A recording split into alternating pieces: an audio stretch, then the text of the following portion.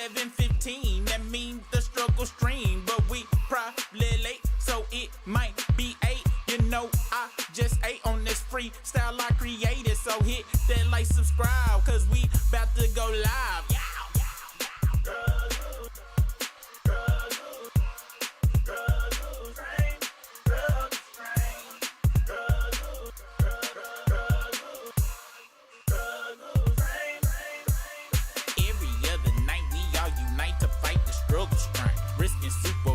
Try our best, but we still. 1 week it's the video, 1 week it's the audio. One time YouTube kicked us off cause super internet was slow. Sometimes super disappear because his camera battery low. And sometimes Brisker disappear, he got a date, he gotta go. You appreciate the game, cause y'all never ever complain. Always coming back every night for that.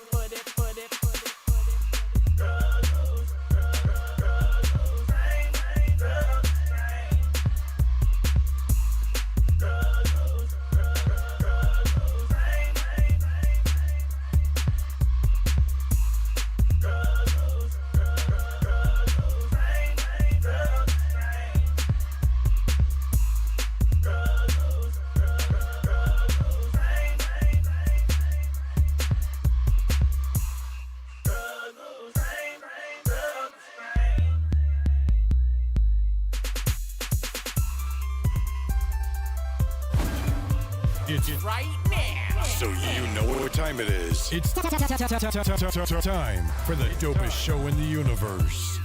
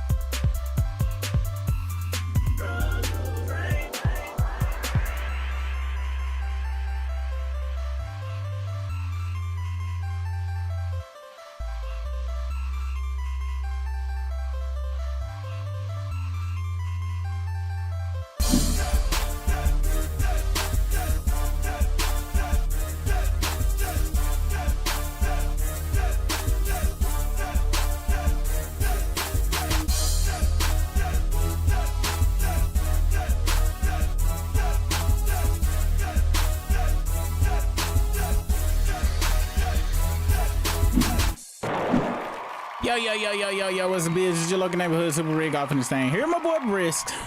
What's poppin', dog? What's good, bro? It's always a good ass day when you wake up alive, man. It is a good day when you wake up alive. Today, I am streaming live from, that's right, one of the greatest restaurants of all time, Arby's.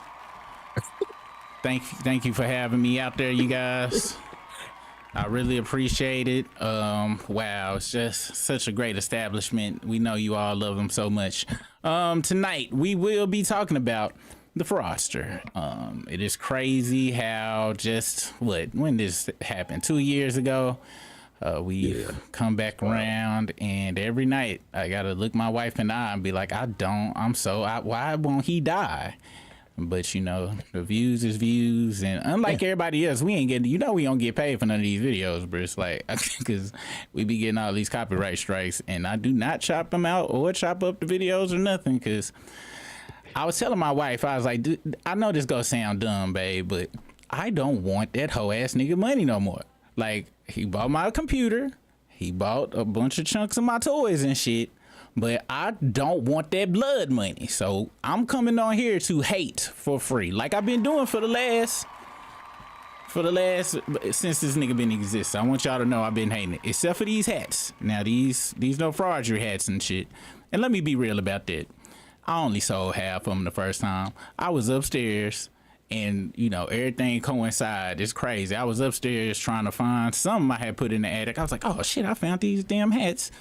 And then the bullshit Iceman dropped, and I was like, you know what? I might as well try to get rid of the rest of them. So, so I guess I'm a smidge hypocritical. I'm trying to make some money, but I ain't taking no YouTube money. God damn it!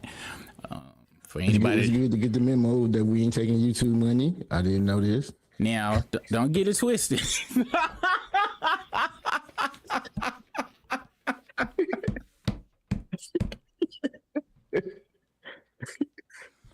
somebody has not been looking in YouTube Studio to see all of them red Ghostbuster signs back there. But yeah, we ain't made a dime off of none of these videos. I'm talking about not 1 cent.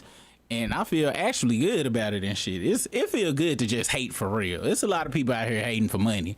And, you know, I fell in that trap last time. It was still real hate, but I was hating. But now I'm sitting here, I'm feeling joy, making these making that bitch look like the bitch that he is in these thumbnails. And it just, I'll be honest, it feel better. It feel better knowing that, you know, ain't no money involved. Now, this is coming from a very privileged, you know, spot. Like, this how y'all know I ain't got fired or laid off yet. But,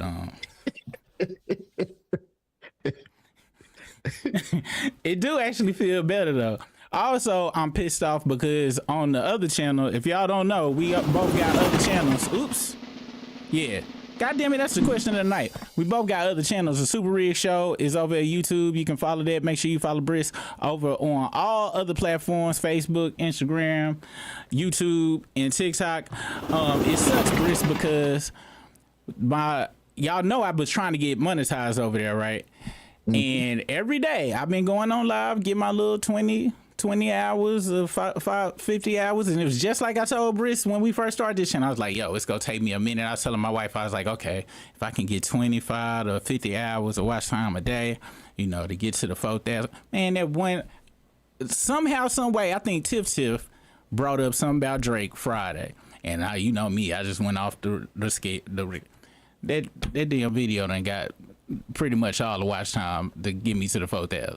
I think I'm at like 3,700 hours now. That one video got like 1,000 hours. No, because I keep telling y'all, my hatred is, this ain't no just this music. I don't like ducks that are not getting held accountable for duckness in life and then believe they own non-duckness. Maybe he done killed somebody. He move around like he done shot somebody or something. I can see exactly how it went down. He was with them Hell's Angels and they was like, all right, we're gonna make a man out of you, boy. And he didn't even understand they was calling him boy on some whole other shit because he's stupid. And then they had him probably lined up like a whole bunch of black people. It's like, all right, you go shoot them in the head. And he just, you know, I don't know, is this loaded? And they slapped the shit out of him and shit. He ended up accidentally shooting somebody in the kneecap, but that's close enough for him. You know what I'm saying? Now he feel like a gangster and fucking, I don't like that shit. You know what I'm saying? I was telling my wife, she was like, oh, that's good. Your channel about to be monetized. I was like, no, because at the end of the day, let's say, Brisk, it was somebody that hated my guts, Brisk. I'm talking about they hate me. Every day they make a video, they got my ass in some goddamn underoos and all sorts of shit on the goddamn, on they cover. And they come out and be like, yeah, y'all, I got monetized and I made $10,000 this month. You know what I'm gonna do? What's that? I'm gonna go into their comments. I'll be like, yeah, you welcome. They made that money off of me. Ain't nobody give a fuck about them. If they weren't making fun of me and everybody else was making fun of me at the time, they need to thank me. That's how I think. So in my brain, fraudster. You are speaking true statements. You know what I'm saying? I can't look at it like that. I'll just be like, I appreciate you, bro. That's what I would do. I'll be damned. I wish I can't wait some motherfuckers. If motherfuckers do that shit, that being, you know what I'm saying? However, in the reverse though, it pisses me off. And my wife be like, why you gotta think like that? Why you can't never think like on the positive side of shit? And I was like, because my HIV test was negative, so I want to keep it. I want to keep it with that test, babe. I want to keep it with that test. All right, I got my my vent out. Once again, I always have to remember y'all. Anytime we talk about this nigga, this is supporting this nigga. I'm sorry. It's no if, ways, buts about it. I wish I could be just y'all can come here and we can hate and just like, oh, we hating together. No, this is support. He wants this. Same thing with academics and shit. But hey, what we gonna do? It's fun to talk about and it's fun to laugh about. Now, tonight we gonna talk about Rick Ross versus Mal and Rory, Brisk. Have you seen Rick Ross talking about Mal and his family? No, and he talking about somebody special in his family. We gonna bring that up. 1900Rugrat has accused the fraudster of stealing from him, and if I'm not mistaken, that nigga is from Florida, and it appears that the fraudster just can't stay away from stealing from niggas in Florida or Woods. So we will get into that. Also, we will be getting into let's see, Joe Budden. Did you hear the Joe Budden podcast and them giving a review for the Dyke Man? Okay. I did not. I'm talking about Joe Budden took a break from jacking off his dog to start jacking off Drake. The shit was crazy. God These niggas was damn. on it, doing all types of tricks, my nigga. The 720s, 360s, whatever Tony Hawk did in the goddamn Tony Hawk video game. That's what they was doing over there. And now, for just so y'all can understand, somebody saying, oh, I thought the album was okay. You might as well suck 20 dicks to me. Like, ain't no nothing. So yeah, we gonna talk about that for a second. Before we get started, we got a question of the night. And I had to bet you won't laugh. You gotta try. Okay, then bet. We gotta try not to laugh from Briss.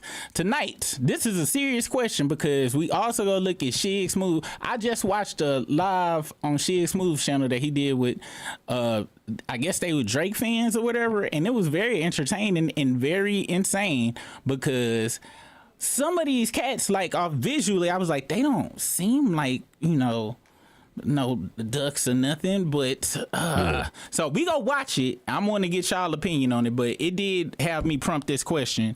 Can a man be a Drake fan and not be an all-out lame?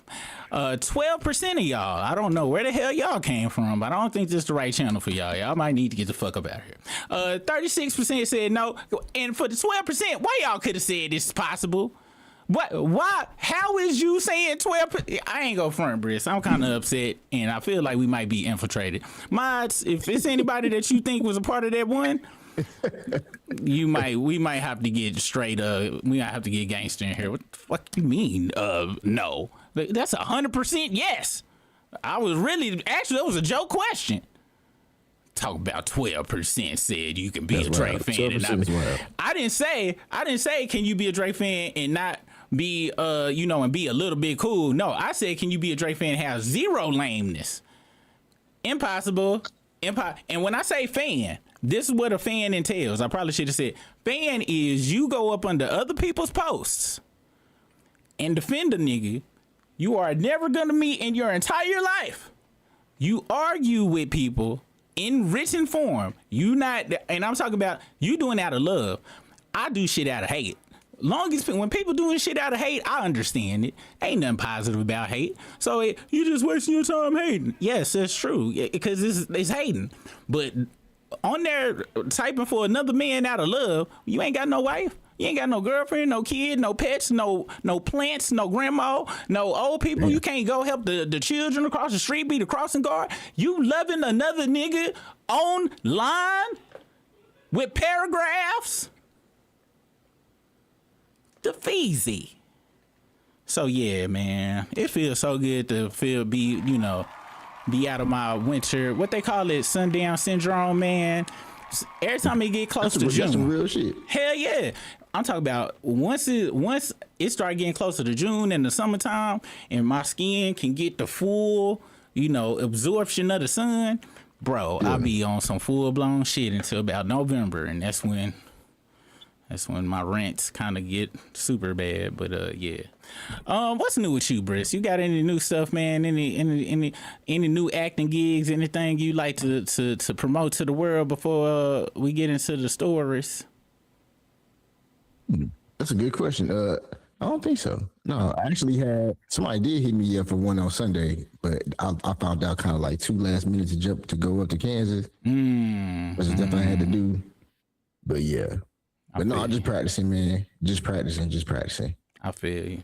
Oh yeah, and Cosmo Fury, his channel popped up in my feed. So if y'all, yeah, he got a channel, and let me see what his first video was. I think it was some along the lines of Drake being a hoe ass nigga, not in them terms, but close enough to it. Let me see, cause we always gotta support the crew you know, when they coming out and, you know, doing good things for the community. Did I do it from my other account? Let me see. Yeah, I was in my other account. Let me see. Kazuma, Fury, Drake. I think this is the video right here. So if y'all ain't subscribed to Kazuma Fury, here is his channel. And make sure you go support Porterfellow Drake, Still not like her, because it is a good thing. Here goes channel right here. And so y'all can see. This is a Struggle Crew right here. Shout out to him. Great collection. Fury, man. Damn, that shit is fire right there. Excellent collection. He gave us a walkthrough one time on the membership, I believe. He kind of shitting on mine, so let me get him out the screen. I don't like being shitted on like that. All right, you all right, y'all. Let's see who in the house, and then we gonna get started. We got Mel Boogie, what's the business with you? OG. Teresa Kimbrough, what's popping with you? Billy Diva, what's good with you? Furry B Productions in the house, what's OG? Hold on, Furry B, talking about Arby's, mate. Duck confetti, Drake nuggets. Damn. All right, mods, let's... Y'all know I don't ask for a lot. I really don't, but we can't just be shitting on Arby. Not when they right here. Not when they right here. Who else in that? Poison Ivy, what's the business with you? T Burrow said thumbnail got it. Thank you so much. Thank you so much. I'm all about accuracy. You know what I'm saying? A lot of people in arts are surrealist, or you know what I'm saying? What they call it, I'm super realistic, like hyper realistic art, where you see what it is, like you put it under the microscope and really see, and that's the type of art that these thumbnails are. You know what I'm saying? I don't know if you noticed or not, man. Christie's hit me up about putting, you know, some of these on the auction, and I was like, you know, I hate for free, but I appreciate the offer. You said Christie's? The Christie's auction house, the one that be auctioning off like Elvis draws and stuff like that. Yeah. I was like, nah, you know, y'all can keep y'all's, you know. This is Butters. This is Butters. Let's see. Teresa Kimbrough said first he taking UMG to court to re-up because of his contract. Now he dropped throwaways to get out of his contract. We gonna talk about it. We are going to talk about it because you know everybody's saying he trying to pull a Frank Ocean. Isaac Hayes III just posted. He was like, I got word that Drake go drop a 4th album, and old buddy on Shig Smooth said that it is, now I can't believe this reality. I can hate a person but also believe something that if it makes sense logically. Somebody said that either they already backing him, and I'm not talking about Baca, this company is already backing him with some money, which basically he signed another UMG deal. Let's be real, so that he can do stuff independently. And apparently, he supposed to have a 4th album that's gonna drop on some. Now, this could be some Drizzy Drainers, you know, dreams, because you know they dream a lot of weird stuff. Could be true. Who the hell knows? I just know this much. This is showing who. From what I've been seeing, from what you've been seeing, Brisk, on your timeline, have you found some people that you thought was cool and they coming out with full-blown Drake support and you kind of looking at them different, or it's the same people as before? Because I know you got that one person you be telling me about that be super crazy. Has it exposed anybody to where you was like, damn, you dick sucking on the internet? It's this one cat. I don't look at him crazy or nothing like that, but I was just very surprised at his take on it. I was surprised to find out he was supportive of Drake. It's this one cat. He be on the he be giving like the news, political news and shit. Mm-hmm. But I guess he used to hoop and shit. Light skinned cat. He always be talking about maybe moving, grooving, and sliding.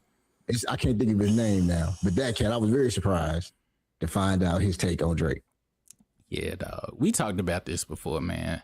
Some of the most elite hoopers was in school all day. Every hooper can't be Allen Iverson that had time to get their thug on and you know, go hoop and stuff. Allen Iverson didn't need practice anyway, so he was out there living life and stuff.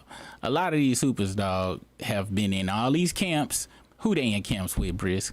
Rich trust fund kids who can't hoop at all, but they parents done paid all this stuff so they can meet Michael Jordan, and then, you know, they passed that, and now they all around each other. They've been around these corn goofballs this whole time, bumping Drake, probably tongue kissing each other after, you know, practice or whatever the hell Drake fans do. They hoop.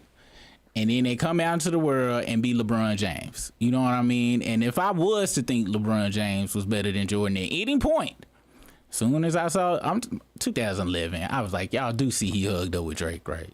So but Jordan don't like black people. You do see he hugged up with Drake, right?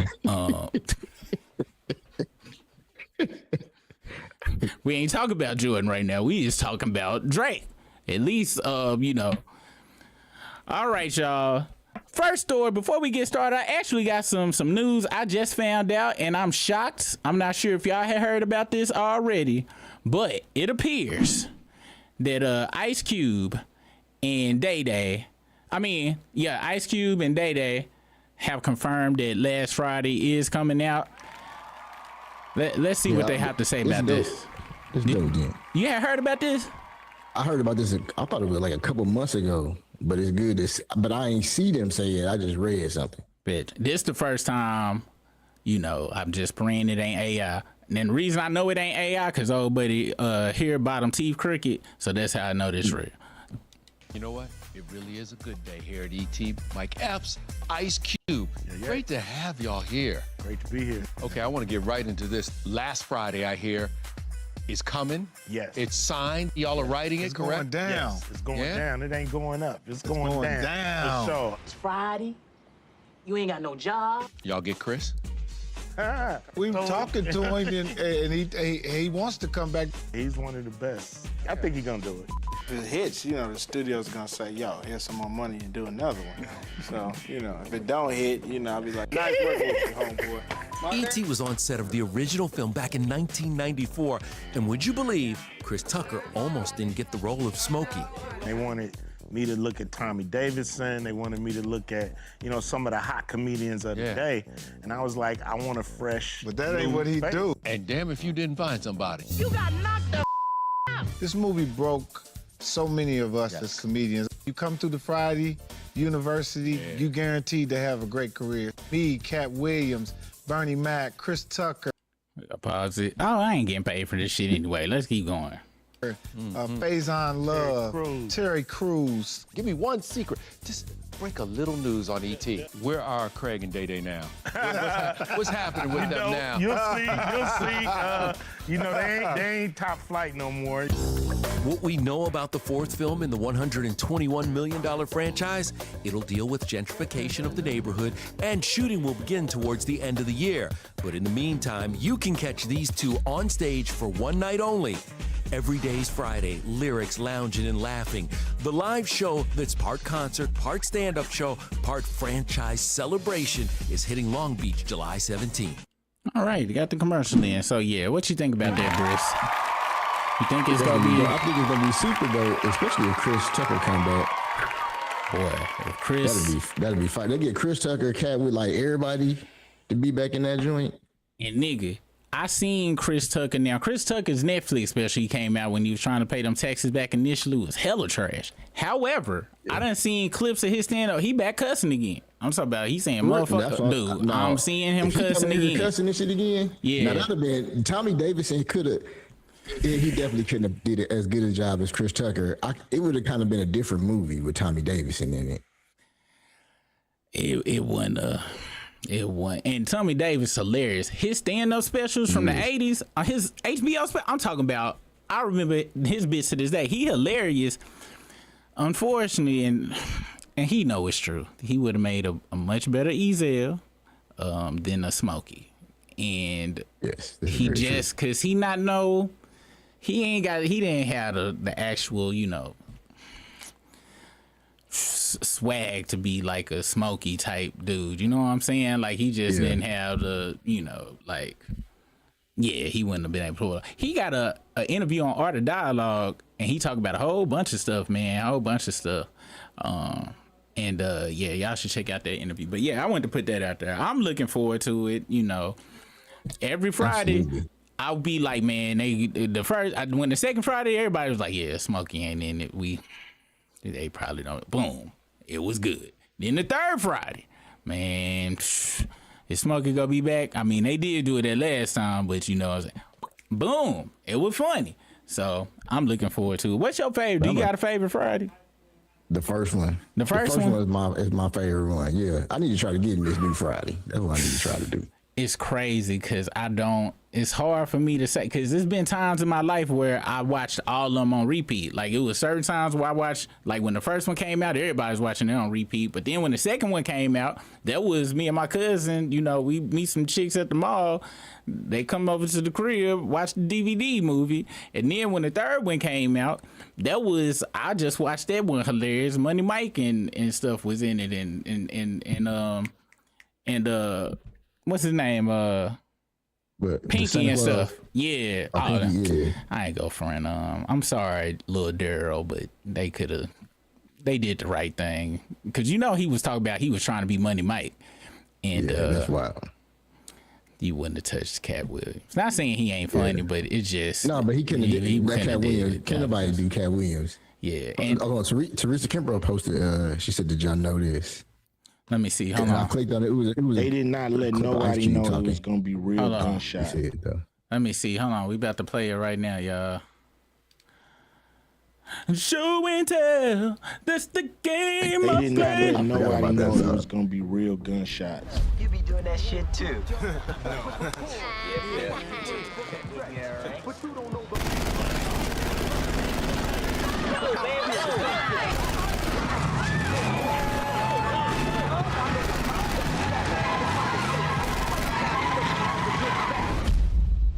You almost hit somebody. Who told you almost ran over some dude's leg at the end. Yeah. I thought it was real. Yeah. Yeah. I thought it was, you know, it's a lot of people out there, you know what I mean? It's 60s out there, it's everybody out there watching us film. And it's the people in the movie. And then John kept saying on the bullhorn, when I say bang, bang, bang, bang, everybody run like it's we like, all right.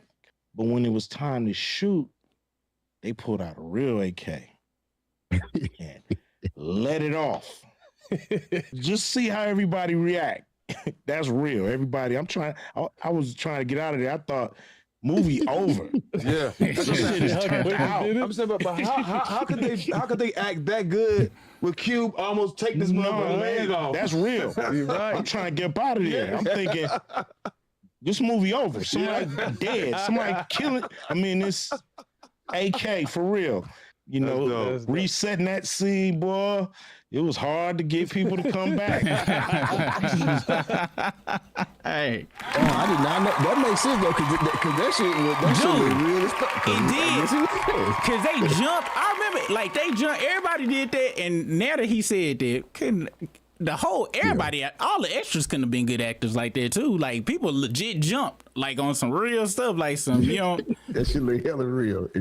Ain't nothing worse when you somewhere and they start shooting and you wasn't expecting no shooting to go down. Like, that'd be the worst, especially when it's real close. I'm gonna tell you. So one of my homeboys died in the military, right? And so he from Mississippi, right? Yeah. And so we down there, and I went to the funeral, and like everybody out there, and so he the military, so he get military honors, and so I'm standing there, so I know it's about to come because I hear the commands. Because I used to be in the honor guard when I was in the military, and I heard a command for them to do 21 gun salute. Yeah. Which is actually just 7 rifles with 3 bullets apiece. But they did that shit as soon as they fired off, dog. Like, everybody in the funeral dropped. Like, everybody, because we was out there at the burial grounds, everybody dropped, and I was like the only person standing up that was with the funeral party because nobody knew what was going on because it was this type of situation for real. Damn. Of course, it wasn't no Uzi popping off though, but that shit is scary you if you ain't ready for that shit. Yeah, dog. Hey, I feel you on that. Yo, do me a favor if you can, cause I was like, man, why is it's whatchamacallit on your on the video. Can you turn off the video on the Google on your end? Turn off your camera. Google. Okay. Yeah.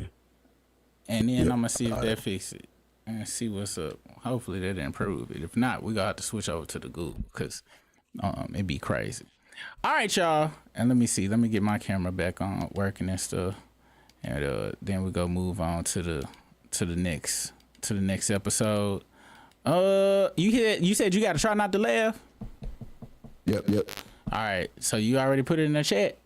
All right, I put it in the video already. And whoever put out the 20, somebody put out 20 seashells. What was it, Brisk?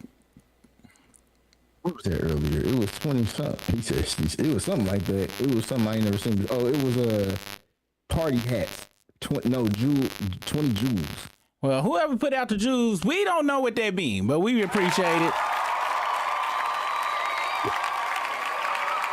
We really do.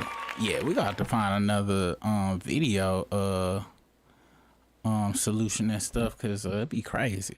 All right. So here goes Brisk Try Not to Laugh. Now, if you are new here and you are not aware of how to try not to laugh work, let me see. Do I got that on here? Is this topic bar showed up? If you do here, no, we ain't got to try not to laugh on there. Try not to laugh work like this. We gonna show you a video. If you thought it was funny but you didn't laugh, just put a thumbs up. If you thought it was funny, it was hilarious, and you actually bust out laughing, put the laughing emoji. And if you didn't think it was funny at all, go on and put them tomato emojis up. And I want to give you props, Brisk. Every week you put your confidence on the line. And I'm talking about he one of the most confident people because he could have 2 very bad weeks in a row. Come back next. I get 1 tomato. Yeah, I'm gonna see y'all in a couple of months. I don't get real mad because last time though I messed up. I put some trash out there and stuff. I thought it was gonna be real good, but it wasn't. Zuri 9703. Let me see. Hold on. Where's Zuri 9703 at? I just seen you posted some, but I can't highlight it because it's too high. But thank you so much for being a member for 15 months. You a quadruple OG. And it feel like we ain't seen you around here about for 52 years and stuff, man. The Drake hate is bringing all of the OGs back to the yard, man. Back to the yard. It's bringing back to here you go. Yeah, thank you so much. I appreciate that. Yeah, I did. I have hit max level. If I was sell, I am perfect sale right now with my setup and stuff. I don't even know what I could do to get better, and I appreciate the appreciation of it. All right, y'all, here we go. Brisk Try Not to Laugh. It's 2 of them in here. Is this from something else? It must be from the other day then. Oh, okay. Bet. All right, y'all. All right, here we go. Brisk Try Not to Laugh. And make sure the audio work because sometimes that'll mess up the timing, and I ain't trying to mess up the timing. Make sure it ain't muted, which it'd be a bitch to not get this. There we go. All right. Oh, I gotta zoom in on this son of a gun. That's why. All right. Y'all gonna hear me saying like son of a gun or Mickey Ficky mixed in with the motherfuckers. It's cause I'm doing my morning show. I try not to cuss in, so I'm kind of code switching between the morning and the night. So I don't want y'all to think, I got Tourette's and nothing. All right, here we go. Brisk Try Not to Laugh. Kendrick diss me again? No! I'm gonna sue him!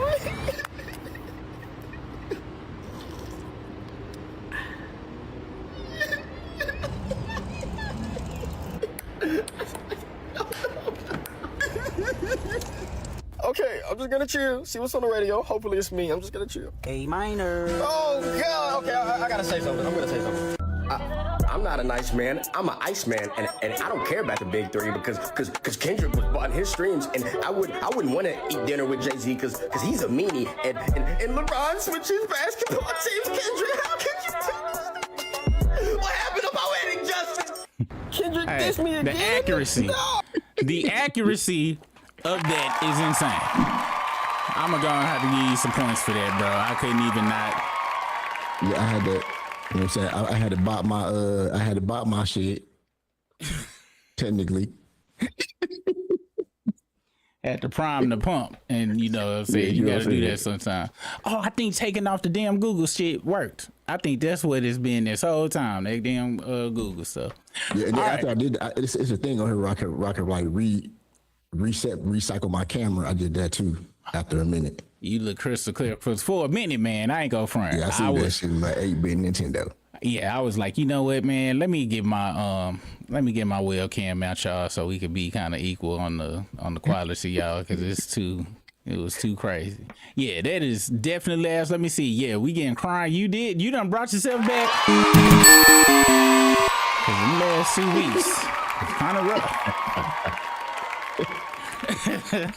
So shout out. And it's crazy how that's all he doing on this album is crying. And even if he was to be trying to pull a Frank Ocean or something along that lines, how you gonna drop 3 albums of crying?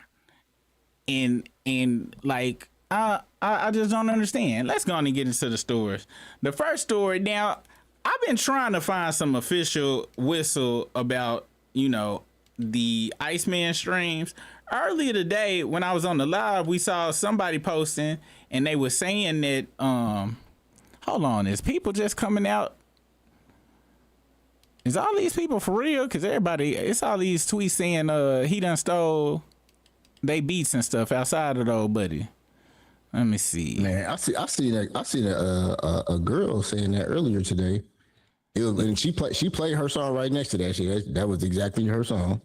Yeah. Oh, that white girl. Yeah. Oh, yeah. It's like a few people on here. Let me see. Spotify, Iceman. Cause I ain't found. I seen this right here about the Shopify numbers or whatever, Spotify numbers or whatever. But I'm not 100% sure if this is like legit. You know what I'm saying? Like they saying it is, but when I went to Google and stuff, I tried to find. Let me see, what is this called? Spotify numbers. They said it's global Spotify chart. Let's see if we can find it. Global. Did you ask ChatGPT if that was real or Gemini? Lately, man.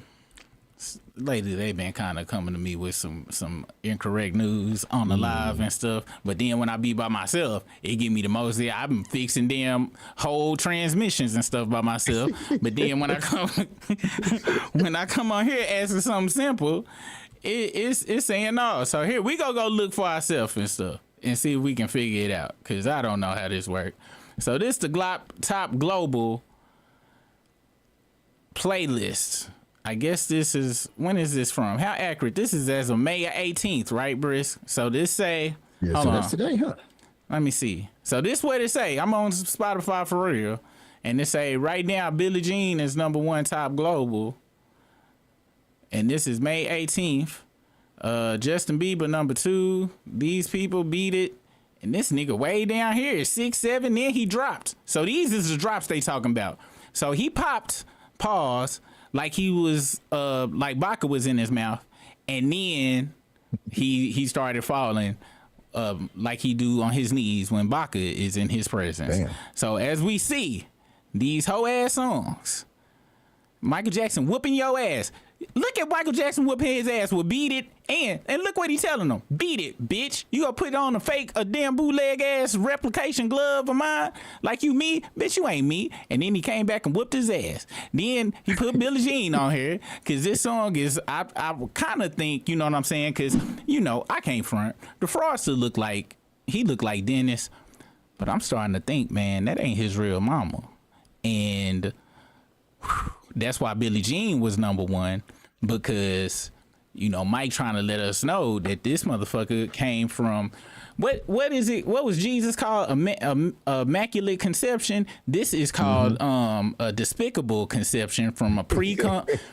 I believe that Dennis jacked off, pre-nutted, and he mutated from some type of substance out the ground and shit. And then at first Dennis was like, I gotta kill it. And then but he couldn't kill it because it had his mustache and shit. And he, you know, then he raised it at his own. He said because he had his mustache.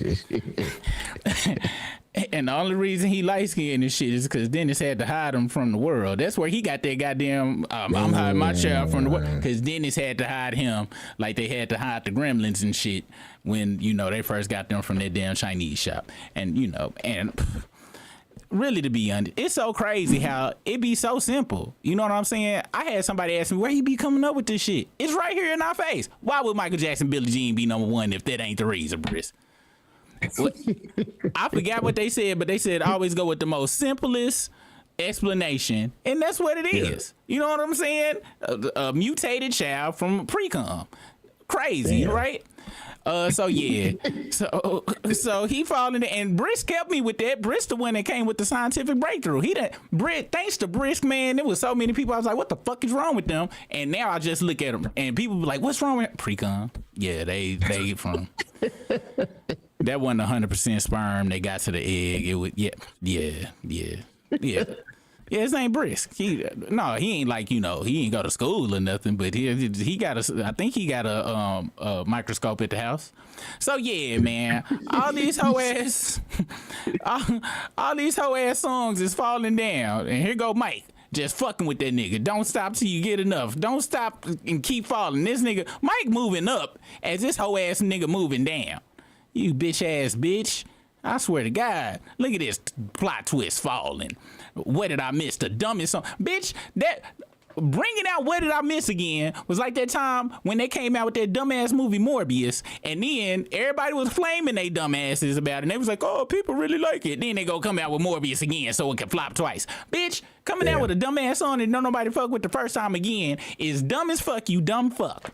Let's see, where else? Everything just fall, make them pay. Bitch, how you making them pay and you at number 30, bitch? You is on the way out. Yeah. Let's see. Bees on the table. You know what I found out that song was about, dog? What is it? I don't know if you really want to know, dog. Like, if y'all... Apparently, man, y'all know that the fraudster like to... He claimed he could hoop or whatever, dog. Apparently, dog, he had injured his knees. Baca came in, and Baca was like, hey, get to work.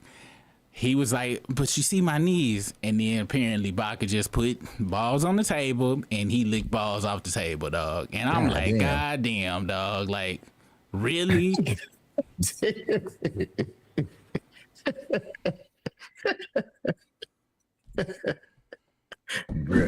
That's what hoe ass bitches do, man. That's what hoe ass bitches do. Smooth criminal creeping up on your ass. Andy, are you okay? No, you are not. Burning Bridges, number 45. And I can hear Drake hoes down here right now. But he all over the chart. Bitch, this motherfucker is falling down like the nut dude on the side of his mouth after Baki get finished with that hoe ass nigga. Yeah, man. Damn. Yeah, dog. So, yeah, shout out to motherfucking The Truth Happening. Whether it was bots or not, this motherfucker is falling off the chart. Ain't one of them songs going up. Ain't one of them, no matter how much Baca go up his ass, them songs is not going up the chart. I'm sorry. What'd you say, Briss? It's somebody I know was a Drake fan. I'm like, yo, cause they talking about this. I'm like, which song was the like for sure hit? And then they were like, he number one in streaming. No, don't say, cause I was on Instagram and a post popped up, and I saw the number one post, and I scrolled down, and I saw we go look at it too. And you asked a very good question, and I don't know if they answered you or not, but it's crazy because, you know, we do. I tell y'all all the time, you guys, I'm not perfect. I'm not a good person. I done made mistakes. You know what I'm saying? We came here on the internet, and, you know, it's one thing, you know, I'm about to say this, you guys. Ain't nothing wrong with people being friendly and shit, you know what I'm saying? But sometimes I be thinking, hey, you know, they just doing this shit for the internet. It ain't that serious. And then you finding out the shit that serious. Let me see if I can find it, Briss. And this is let me see. Hold on. What? Man, that's the dumbest. I'm gonna save this for tomorrow. Let me see if I got this down. Cause I saved. Oh shit, it's under my other account. Hold on, let me see if I can switch over my other account. Cause I know the post you talking about. Let me see. Hold on. Where is it at? Oh, I swear I hate these platforms. Was it this one right here? No, it is on my other account. Let me see if they let me log my other account, y'all. Give me 1 second. If you can, Briss. I'm looking at the chat. Yeah. Let's see. Let's see. Reese Campbell said he will never be MJ. I don't care if he breaks all his. Hell no, he will never be MJ, nigga. You can't. I'm talking about under zero service. Briss, how on some real shit and Drake fans don't be understanding. Well, they be understanding, but they don't want to acknowledge it. And I was saying this earlier too. Streams are not the same as physical sales, and they'll be like, "Oh, that just mean they shipped them to the store." Yes, they shipped them to the store, and then the store sold out, and then they had to order some more. How streaming work is, nigga, this when I knew shit was fucked up. How many times you done been on the playlist you made, and then they be like, "Hey, every once in a while they be like, hey, turn on what is they called, the smart shuffle, where we'll add some songs into." Bitch, I made a playlist so I can listen to shit I chose. I don't want you suggesting me no songs in there. If that was the case, I get on the radio. So streams don't mean shit, people, especially you Drake fans out there, because streams are forced upon us. This no different than when everybody got iPhone. They woke up one day, a goddamn U2 album on they shit out of nowhere. Real shit. And then want to count that shit count. They counted that shit. Dude, that was the plan. I think they took it off though. It didn't get to count, but the plan was that was gonna count as, and Jay-Z did the same shit with Samsung, where his album was shipped already uploaded, and they counted that shit as sales since Samsung bought the album and preloaded it on the songs. Yeah. Damn. Which is why I always say that the fraudster always follow right up against the camel. He always, and then got the nerve. Got the nerve to put himself on blast, because you know he was like, yeah, Jay-Z ain't a billionaire, which I've been telling y'all, because y'all please tell me a billionaire who got their wife on tour with all their kids on stage working. Last time I checked, billionaire Rihanna don't be out there shaking ass on stage after she had her kids. You know, Janet Jackson, her secret kids been grown, so of course she gonna go out there. She ain't got shit else to do. But that's just me. This is not siding with Drake, because Drake ain't no goddamn billionaire neither. He's a fucking filthy liar. Like all these motherfuckers, some goddamn flip-flop liars and shit. With that being said, birds of a feather. And Jay-Z still getting my smoke, because a lot of y'all done forgot just the other week he was like, yeah, I don't think battling. We don't need battling no more. That's a bad thing and shit. When he had that goddamn Milli Vanilli damn wig on under that goddamn hat. That nigga been wearing that goddamn fucking Fat Albert and the dude who eyeballs through the hat for the last 4 years. And we ain't seeing how the fuck you ain't got no gray hairs in that goddamn fucking doo-doo brown ass wig on, and people believe in it. You gonna be 87 years old. Jay-Z in his 50s? Man, Jay-Z is 72 years old, nigga, on the dot. Don't be believing these stage ages, Briss, because that's just like you seen in the movie what Michael Jackson walking up. What they tell Michael Jackson when he about to go on stage do that interview? Yeah, act like he was 8. He act like he was 8, 2 years and shit. They still do that shit with Beyonce. Beyonce, they be in the press conference, but like, yeah, I'm celebrating my 42nd birthday. They all lie about their ages, Briss. Ain't none of these motherfuckers is a real age on this bitch. Like Drake. Drake is 42 years old. Still talking about I'm battling age at 40 or whatever the fuck that damn lyric said. Let me see. Yeah. Hold on, my camera's still jacked. Let me I ain't gonna front. Let me reset this mud. Yeah, try one more time. Let's see, nigga. I'm about to try a different reset. I think the Lord didn't want me to do what I was gonna do, because I can't find that post, so we just gonna keep on moving, because I probably was gonna go hella left. Oh my gosh, Briss disappeared. But shout out to Arby's roast beef. That's the OG sign right there. That's the OG sign right there. Yeah. Here's a little history about Arby's that y'all didn't know. Arby's was established in 1968 by James Arby, and he initially wanted to open a burger joint, but he was like, I'm not like them other motherfuckers. And he loves his wife. And one time she was asleep and he snuck up under the covers, you know, to eat it for when she woke up. And then the kids walked in, the lights was turned on. And when the lights turned on, he actually saw it for the first time. He's like, oh my gosh, I'm opening up a roast beef sandwich place. And that's how Arby's came to be. So shout out to the Arby's people. All right, hold on. Really? Hold on real quick. Let me see. Let me see if I gotta add you back in. All right. Did it work? All right, there we go. I think Briss back. Yeah, Briss is back. Okay. All right, y'all. Wait, hold on. Did you move the camera closer? Nah. I mean, Cause I want to make sure it's the right one. Hold on. Cause that looked like a separate camera. Let's see. Yeah, cause that one all smudgy and stuff. Yeah, here.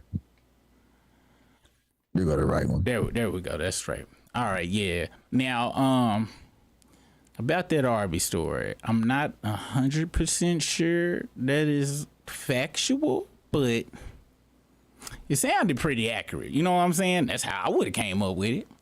All right. So yeah, that motherfucker, the fraudster, is falling off of the charts. Hey, I got an impromptu try not to laugh, okay? It's this I think I sent you this on Instagram too, Briss. And I'm talking about, dude, I went through this whole dude page and been laughing. And me and my wife rarely think the same shit funny. But we've been laughing at this one dude. Here goes Super Riggs, try not to laugh, y'all. Oh. And I'm telling you, this, I've been laughing at this. I laughed at this all night, the other night, all right? All right, here we go. Let me make sure the volume off. Once again, the rules is, if you think it's funny and you couldn't stop yourself from laughing, put the LOL emoji. If you a member, put the Rick James laughing emoji if you a member. If you thought it was funny, but you didn't laugh out loud, just put a thumbs up emoji in there. And if you thought it was trash, members, put the old buddy from the Dave Chappelle meme on there with the face like, what the hell? Put that face, and everybody else put tomatoes. All right, here goes my try not to laugh. If I can get this damn volume unvolumed. There we go. Yeah, there we go. All right, let me pause it and then bring this up. All right, my try not to laugh. Here we go. You got to pull it up over here too, or you just got it on the... Oh, okay, I see. All right. Your sleep paralysis demon is Ronald Isley. Have you ever had sleep paralysis, Brisk? I grew up with sleep paralysis. Anybody who done grew up with sleep paralysis know what the hell the sleep paralysis demon is. The first time I encountered mine, it was motherfucker. I was like 10, 11 years old, nigga, and I thought I was dying. That motherfucker was like, it was like screaming, like, the shit was crazy, and you be awake, but you can't move, and it be dark. Like, the shit crazy. I had a homegirl, her sleep demon. Mine's whenever I couldn't see him, but this motherfucker was like engulfing me. Like, the shit was crazy. My homegirl's, hers used to sit at the end of the bed and say crazy shit to her, whatever the fuck. Shit, wow. So maybe that's why I thought it was so funny, because I had sleep paralysis. But check this out. When your sleep paralysis demon is Ron Isley.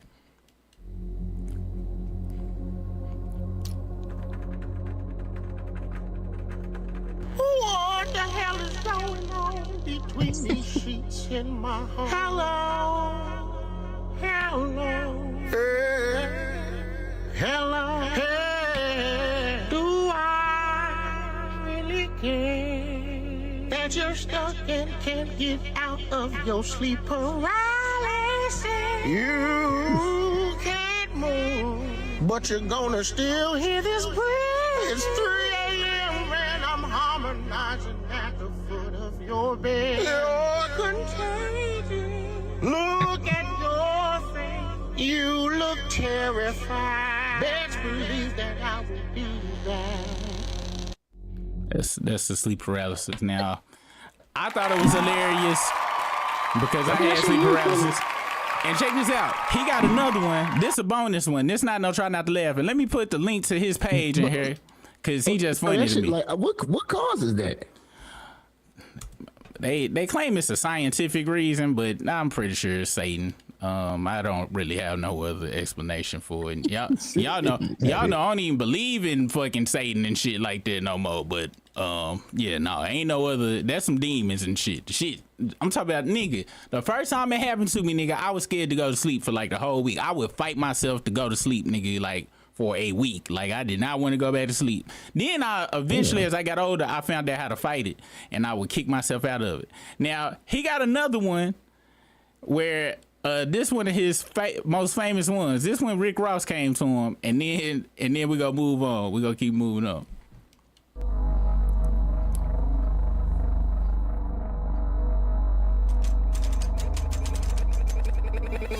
He knocking on the door, let the devil in. Yo, Lord, you went viral off of my presence, homie, and you ain't even decided to cut the biggest boss. You eat pork. Yeah, I can smell it on your breath. You ate a sausage and then you came to talk to the boss. Yo, Lord, I see thousands of chickens. So I came back to collect. I need something, homie. Whether it's a Wingstop 20-piece off, or I could just own all of the masters to your dreams. Say, homie, I'm gonna be back next week to collect. Oh yeah, and by the way, Rose! Yeah, dude. I was watching all him this weekend, dog. Like he got like a good 8 of them. The first Rick Ross one is super hella funny, but yeah, a bunch of people visit dude. All right, y'all, let's get back on track. Let me see. So Drake, yeah, sleep. I'm at to look sleep paralysis up though on the real, because that's a wild phenomenon. It seems to be. I would be terrified. Nigga, this shit is scary as fuck, nigga. Once I start beating it and shit, pause, it was, it wasn't as bad. But I'm talking about them first couple of times, dog. And luckily, I would try to explain this to my mama. I was like, Mama, last night I couldn't move, but I was awoke. She was like, what you? And I explained to her, she could never, I couldn't explain it right. I was 10 years old.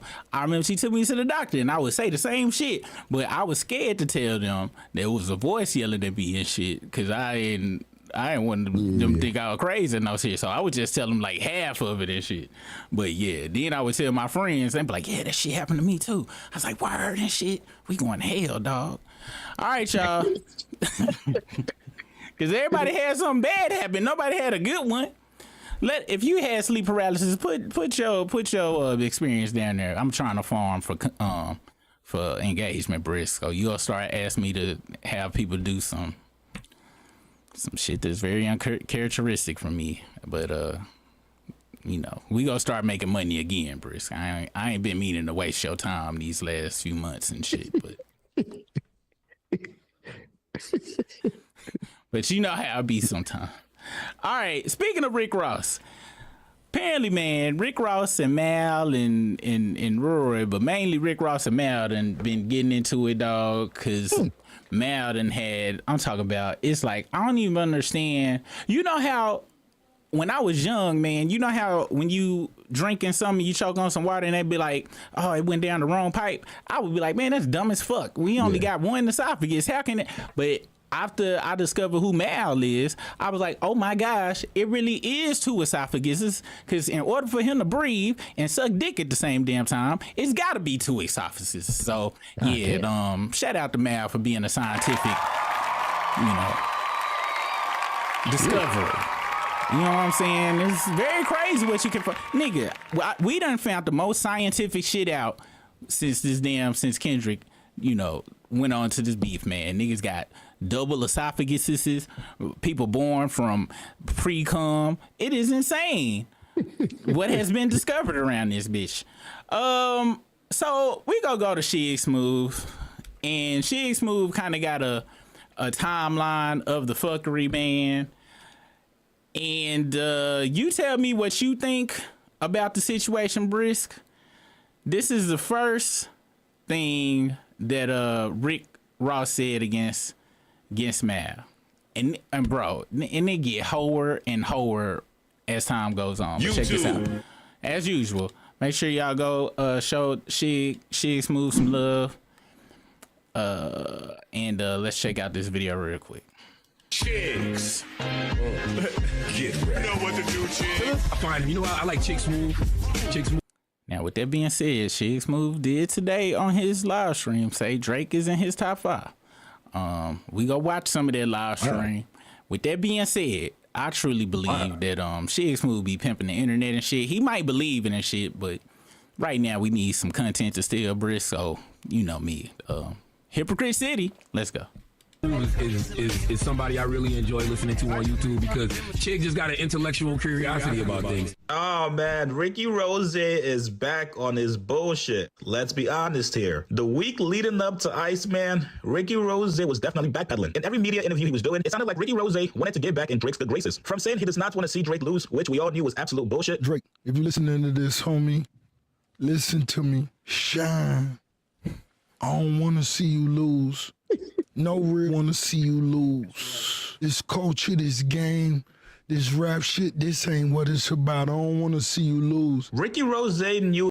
Rick Ross sound like he is like a thespian, like it be sound like some type of fucking drug dealer Shakespearean type of accent he be using or some shit. I can't wait till one day we slip up and hear how the fuck he sounded before he grew that beard. Cause I think if you take that beard off, nigga, his voice will completely change. But that's just a theory. He was getting dissed on this album, and from what it looked like, he had anxiety. The last thing you want to hear is that somebody that makes hit records is going to be putting out a song dissing you. That news right there could ruin your entire year. But after Iceman came out last night, and Ricky Rose saw it was nothing but a light jab to him, he's officially back to trolling Drake. Rick Ross went on Instagram to read some hate comments about Drake's album. What did you think about this line, Brisk? Rick Ross, I was adding. Right. I believe it says I was aiding Ross with streams before aiding Ross ever streamed. Sound like Drake wrote it. It definitely is, and I know a lot of people been interpreting it a different way, Brisk. But just to let y'all know, basically he was talking about how when he said he was aiding Ross with streams. Y'all do know he was holding Rick Ross' dick to pee, right? Shit. A lot of it's some, and what's crazy is I don't want to give him his props, but his rap's been going over people's heads, dog. A lot of people ain't been catching what he was been really trying to say. And, you know, I'm just glad to be here to really let y'all know what it really is, you know. No disrespect to the other people been dissecting the raps, but, you know, when a nigga talking about holding another nigga dick, you know, it's just, you got to let people know. Because there's people out here reciting this, Briss, like it's talking about something else. And I'm like, yo, y'all out here really messing up. Let's continue. And also let him know that he's officially washed. Bars. Damn, niggas say 3 albums are trash albums, 2 years too late. What site is this? Complex? The Glazer University. Oh my God, I've been a long fan. Oh my God. Mr. YouTube. Fuck a big 3 anyway. There was too many chefs in the kitchen. Bars. Come on, guys, stop. Y'all gotta, let's all leave little man's alone now, man. He did it. He dropped 3 mid projects. Hey, man, it was fun while it lasted. You're washed. R.I.P. to the... Hey, Rick Ross hilarious. I don't give a fuck. I don't give a fuck how fake his drug dealer persona is. Now, you do know, I believe he did move weight while he was in, you know, a correctional officer. I believe he the only person who had the butt cheeks to fit a kilo without having to put a whole bunch of little packs, you know. But other than that, man, this nigga's hilarious. And I'm just now noticing this one line, Briss. How the fuck you gonna be on a song just a couple of years ago where you was like, yeah, we're the big 3. Call Kendrick and see if he wants to be on here, guys. Now he want to talk about there's too many chefs in the kitchen. Bitch, it wasn't too many chefs in the kitchen. It was only 2 of y'all. It was only 2. You know what that sound like? That sound like the more after school specials and shit where they be trying to tell you a story about what's going on. Then one kid get mad, be like, you know what? I didn't want to be a part of the team anyway. Exactly. That those guys weren't cool anyway. I can do better by myself. Knowing damn well they kicked your ass out the damn group. Let's continue. Then he trying to sell his book, but let's hear what he had to say. Brisk. You see the picture clearly. It's in 4K. So, of course, it's Bajing in there, but do you think that's a real beard, or do you think he went to Houston and got that stud barber to glue pubic hairs on his face? It might be the latter. Cause yeah, dog, this is not. These lines is too crispy. You can't be this old and have crispy lines like this. And this nigga ain't even cut his nose hairs and shit. I don't know if y'all seen it. For anybody like, why you looking at a man like that so crazy? Why this nigga beard black as fucking? He 87 years old. Ask the right questions. Let's continue. For those that didn't know, I was a big boy making big boy records when homie was on Degrassi. Now, back to the big business. My new book is in stores and everywhere. Books that I want to thank everybody that's been showing love. Now, Ross did not stop there. After Rory and Mal criticized him and called him weird earlier this week. Can we finally admit that Rick Ross is weird? Why? Why do you say that? I ain't gonna front, dog. These two niggas having the nerve to call anybody weird is the strangest shit. That's like, nigga, that's like me getting into it with Michael Blackson and be like, man, can we both point out that Michael Blackson is black as fuck? Can we point that out, or it's just me? No, this is you saying finally admit, like we've been like holding that in. Like, what you mean finally admit? Like, well, we did talk about this in the beginning after the Like That thing and the 20v1 started, and I know we are the Drake Bias podcast, but I'm speaking from a very bias. Y'all are dick suckers. Don't be trying to change the word. Y'all got B's on the table, nigga. Let's continue. Objective place. We didn't put enough light into how weird it was that Rick Ross entered into that rap beef. Yes, what did you have to, like, why are you in this whole thing? And then you came up with an excuse that it was because Drake didn't clear his verse for French Montana's album, which made all the sense in the world because everyone was waiting for Drake to say something in the biggest moment, and it wasn't about to be a verse he did 10 months ago. Mm-hmm. All right, Brisk, I'm gonna do something. I want to say we kind of, like, when Rick Ross jumped into it, we did kind of be like, what are you doing here, Ricky? We're here for Kendrick. Like, he don't need your help. He don't need your help at all. I remember that. What saved him was that cover though of the shit, but that song he dropped was trash. It was trash and unnecessary. Now, is this me agreeing with them, Brisk? It ain't. This ain't agreeing with them. We said the shit when it first came out, Brisk. We definitely said, but we gave him credit for the BBL Drizzy. We did give him the credit for BBL Drizzy. It's just the song was so, like, his jokes was on point, but it was a song when he dropped in. But we did mention that. And you know, like I said, y'all, we ain't nobody perfect over here and shit. We make mistakes, but I would in the game want to jump in it and shit. Just all the damn D-list motherfuckers at the time was trying to jump in with Kendrick. Was handling it clearly and shit. It was like on goddamn, what Rick Ross did was like on Harlem Nights when them niggas was busting them goddamn, when Arsenio Hall had the goddamn Tommy gun, machine gun, and then that one nigga with the goddamn 38 and shit, pow, and it was like, nigga. But the BBL Drizzy was, you know, that he did set it off with that. Ross might need to be a comedian, dog. His music was dope back in the day, but it definitely was, bro. It's kind of over, you know. Just he should just kind of be on. But you know, if that sound like agreeing with Rory and Mal, y'all, I'm probably gonna go to hell. Deservedly too. Like, it's okay. It's all right. And shout out to Kurt D, the Great. For, hey, Kurt D, what's the business? Shout out. What's the big? Thank you so much, man. We really appreciate that. Shout out to Mama Mika, Furry B Productions. Hey, what's the business, Furry B Productions? Eva Fee, 6JL, and Motivation, and Danielle Franklin. What's up, OG Danielle Franklin?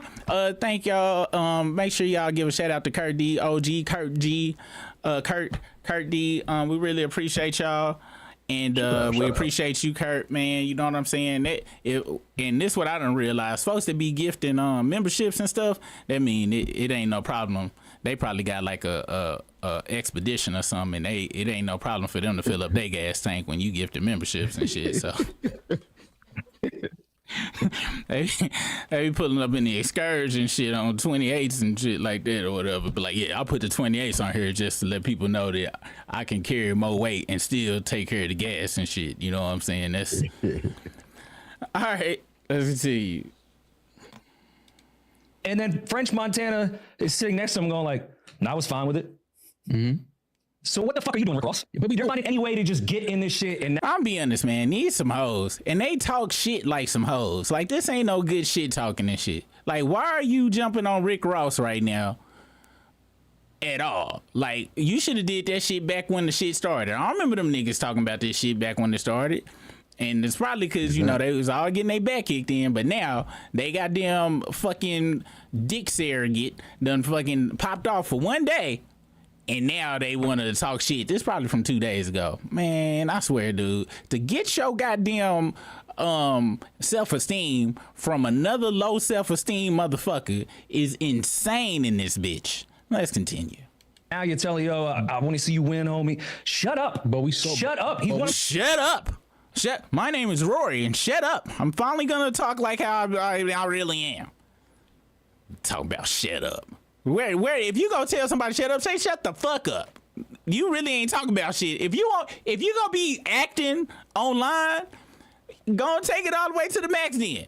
Say shut the fuck up, you fat fuck nigger. That's what you want to say, Rory. Oh shit. That's what you want. You ain't tricking us over here, goddamn it. That's why he didn't put no cuss words in it, because he knew he wasn't going to be able to control the rest of it. He knew. Then he was going to end up calling Maul a nigga, and then the shit with the guy, he knew his job was out, because, you know, he wanted to call Maul one, too. And I got to be honest, man. I ain't go front. If it's just Maul, you know, I'm still going to be like, that's fucked up, but I'm not mad as I should be, y'all. I'm not mad like I was with the Rick Ross one, y'all. Let's continue. My favorite rappers, he's hilarious. His discography is incredible, but that's some weirdo. Like that's super weird. Yeah, but is that not weird? We knew what that was in the moment, though. We said that. We said it was weird for him to do that. We said he was trying to capitalize at the moment. He shot a video for the song with a bunch of Bel Air around him. Like people were trying to capitalize in the moment. Like we knew what that was. We knew what that moment. Okay. It was a moment. No, people were trying to capitalize. The thing.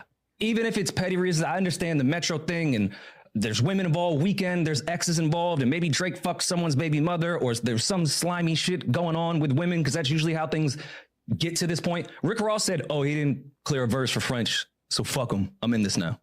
After he gave me all my #1 records. All right, first off, y'all, it's some Drake fans been saying Drake ain't gave these niggas a #1 record. And when we listen to the Shig Smooth podcast with the Drake likers on that shit, he jumps on niggas who is on the way up and then jump on it and then ride the rocket up like he ride Baka's dick into the sunset. He do that every time. Going up on a Tuesday would have blew up without that hoe ass nigga. Versace would have blew up without that hoe ass nigga. Tony Montana would have blew up without that hoe ass nigga. Fucking Aston Martin Music definitely would have blew up without that 2 seconds of ass hattery. None singing, go fuck up a goddamn song, then be in the video looking lame as a fuck. We got Rick Ross pretending to be like the biggest boss and shit. We got enough bullshittery in here already. Breezy would have killed that record. Breezy would have killed that. Yeah, that would have been fire. He wouldn't have been looking like a duck. He might have been looking like, when it extorted blood, but he wouldn't have been looking like a duck. I'll tell you that goddamn much. Let's continue. Yeah, I mean, that's like that. Everyone else, I understood why, even if it wasn't a great reason, I understood why the 20v1 existed and everything in the history with Drake and certain artists. Rick Ross, who's his man's. It was not a twin, because they full of asshole shit in their brains, nigga. Like, they write it out, bro. When you listen to a motherfucker that sprouted from goddamn pre-cum and some Cheeto lint, nigga, what the fuck? They make no sense. It was only like 2, 3 months. It was really just one nigga. And for them to be trying to make short jokes about Kendrick Lamar, to call that nigga 20 niggas versus him is gotta show just how much of an ass whooping he put on them motherfuckers in their brain. Cause shit is crazy. Motherfuckers tell me it was 20 verse 1. I'd be like, all right, tell me one of the songs somebody dropped. Please tell me some other songs. Well, did you try like that? Bitch, that was one verse. And the most memorable is Kendrick. Next, well, they dropped 2 whole tapes on him. Name a song. Weeknd had a line. They was calling him hoe ass nigga, but they been calling him a hoe ass nigga. But these niggas is so trash, man. Hearing these niggas trying to talk tough. The most craziest I ever heard Mal talk was when that nigga almost bust a capillary when people was talking about Drake when he was like, what was that shit where he was mad? I'm talking about he was going off and shit. Hold on. Let's see. Mal, what's the word he goes? What they say when you go crazy over something? Crash out. Crashes out over Drake. This the only time I heard this nigga really go crazy. Check this out. Kendrick is addressing Drake's culture vulture ways and the way that he steals from the fucking culture. What did he steal? We not talking about how he said all of you niggas, including nigga he's in a beef with. Nobody wanted to take that nigga on tour. Don't make me sit here and look like I'm dick riding. Go look at all the interviews. These niggas are saying, yo, if it wasn't for homie, if it wasn't for him, I don't even know what, yo, salute to the, don't make me say it. These niggas said it. Kendrick thanked this nigga. Rocky thanked this nigga. The Weeknd thanked this nigga. Rick Ross thanked this nigga. Now he don't write his rhymes. Kanye said, yo, he wrote all my shit. I wish I could have that nigga write all my records. Well, your Lord and Savior, Kanye. Your Lord and Savior. All of a sudden, I gotta sit here. No, I'm talking now. All of a sudden, I gotta sit here and look like I'm some OVO, dick riding, Drake caping nigga when I'm just presenting the facts. He helped each and every one of these niggas. You would have never knew who the fuck the Migos was if Drake didn't remix Versace. What? Oh my God, bro. I'm talking about. He had the high pitched voice. I'm talking about that nigga broke voice broke 17 times, nigga, like a 12-year-old going through puberty and shit. Then he acknowledged that he was riding dick. It's crazy when he kept saying, now everybody acting like I'm a dick rider. It's cause you were and are. You was riding dick. Getting all upset over another nigga that you ain't gonna never meet and shit. Well, he met him. Nigga, it's a video that I think Mal in. We gonna talk about that shit. Just entered into that beef because he wanted to. I guess I'm saying it was called out, but it wasn't highlighted enough in that whole thing of why is Rick Ross doing this. So he gets and is talking to Ebro. What was his quote? We want to see you win, homie. Like, shut up. Well, he can't say he wants to. I ain't go front. Y'all motherfuckers out here supporting Rory telling another black man to shut up. Y'all, you know that's some slave owner shit. I just want to put that out there, dog. Like, he talking to him. He might as well say boy to put that out there and shit. Hey, Briss, this how you instigate a race war. Yeah, you know Rory out there. He basically called Rick Ross a do-boy. And Briss not gonna stand for that shit. I'm telling y'all that right now. See Drake win? No, nobody can backpedal because there's a lot of that going on right now. Bitch, you backpedal and pussy pop on Drake's dick. Shut the fuck up. Let's continue. I don't want to. Shout out to Alexandra Rogers. That's what where I heard that from. What you playing? I ain't seeing what you playing. Oh, my bad. Do you lose, fam? Well, I think it was deeper than that. I think because he was on that record with French, I believe. No, the leak exists. You could YouTube that shit now. It's just Drake and French. Oh, so Ross was on it? I really thought Ross was on that record. Even if he was, okay. Yeah, but if he was, French don't even care. I know French doesn't care, but I'm just saying if he was, we know what that's about. It helps the artist streams at the end of the year. It looks good. We know what that whole play was about. Pete them and did all of that. We know that now. Look. All right, I can't listen to them niggas that much longer. They ain't really talking about nothing. They sound like they sucking dick. Here go what Rick Ross had to say back. Just fall back. This ain't the time for that right now. Like I remember saying, like, yo, this is a one-on-one. Like this ain't, we don't really need that right now. We don't care about what that is. Like we can. How the fuck you go from it was a 20 on one, now it's a 1-on-1? These niggas don't never stay in fucking line. Never. Unless they in line to suck off Baca. Do that after. It just didn't feel right. It felt like you was trying to get in on it All right, now they talking crazy, talking about stuff feeling good, getting in. And once again, these niggas can't never just talk regular, Briss. It's for Rory and Maul. It's a beautiful morning, perfect time to feed yourself the knowledge. The knowledge. What's that? Rory and Maul, get off your knees. Get the testicles out of your mouth now.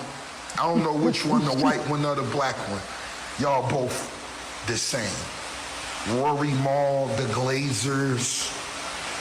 The Glazers. How y'all feel now? You know, Drake just committed suicide. I'm sure he'll retire next month. How is his lawsuit doing? How is the Drake University lawsuit coming? I don't know. I don't know, guys. I didn't listen to YouTube, man, last night. I'm just going by what you guys say.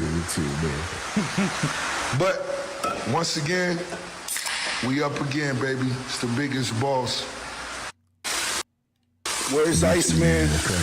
There's Iceman. The throat goats are in the building, guys. Now the funny part is that Rory and Maul actually fuck with Rick Ross. If you all right, okay, check this out, man. You gotta tell me what fandom can you remember at any time where everybody was like, anybody said, "Oh, you a fan of so and so?" They was like, "Damn, you be sucking dick." At any time since since you can remember. I'm talking about, I ain't even hear people talk about Vanilla Ice fans like that. I ain't never heard nobody be like, "Oh, you sucking off Vanilla Ice." Nobody. They just, you know, I don't remember nobody talking bad about being a fan of, what rapper has it ever been just disrespectful to be a fan of before Drake? Yeah. I think this is the first. I've never witnessed this. And we done had some preppy rappers before. We done had rappers that came from, you know, different, Mos Def was doing TV shows and commercials and shit. Like fucking, like we done had middle class rappers or upper middle class folks coming in the game. So it ain't even about that. It's about him being a duck. And them middle class rappers that came in the game, they didn't try to front like it was something different, like they was harder than what they was and none of that shit like that. And some of them was real hard and didn't even try to display that shit. It's when this fake ass bitch came in the game. Like I said, initially, I was just like, yo, this dude a bitch. But that was all the little, you know, the Marvin's Room. I was like, God damn, this nigga hating that shit. You know, that just was, it was right there. You know, we kept it right there. But soon as I heard Tony Montana, I was like, get the fuck. I heard Versace and shit. I was like, why is this nigga jumping on these types of gangster? Then Stay Scheming came out. I was like, you are not a gangster. What is happening here, bro? You was fine being a bitch. And really, to be honest, nah, he was a bitch. I'm sorry. But it was acceptable then.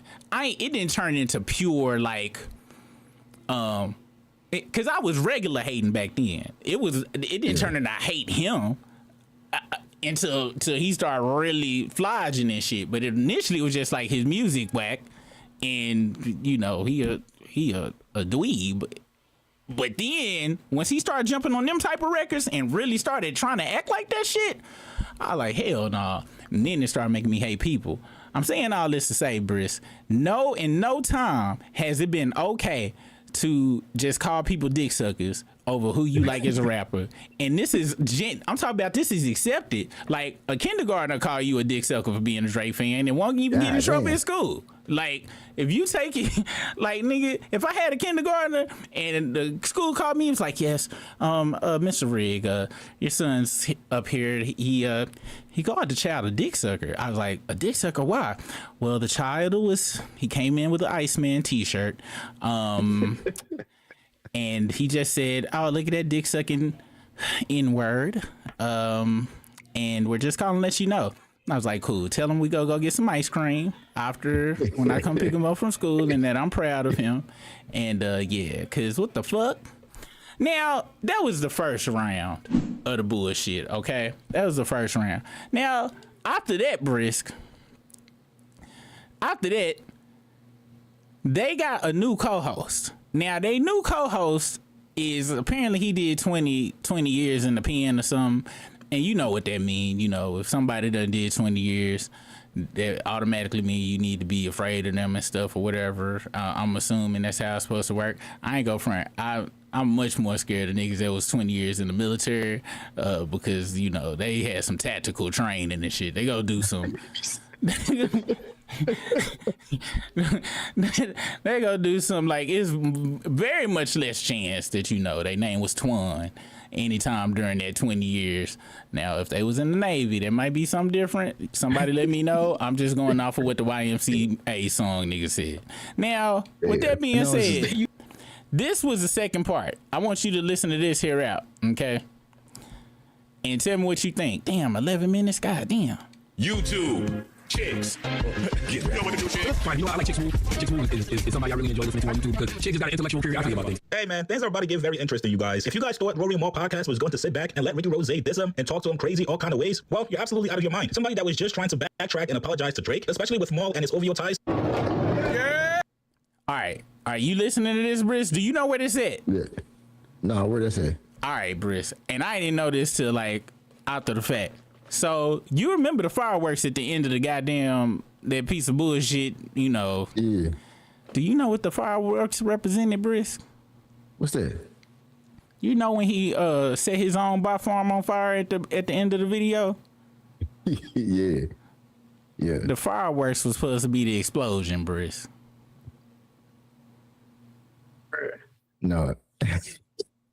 No. I might be wrong. But I think the fireworks was supposed to be representing him blowing up his own bot farm, Brisk. But anyway, do you see this? You see this this cam footage right here? Now, first off, I need you to see. You see how he got these strategic rubber bands right here to make it look like this is not a Shamar Moore Tyler Perry wig. It is though, but he gonna put some. This is not real though. Now, with that being said, I need you to listen to the noise being made. All right, while this person is filming. Oh, and his OVO ties.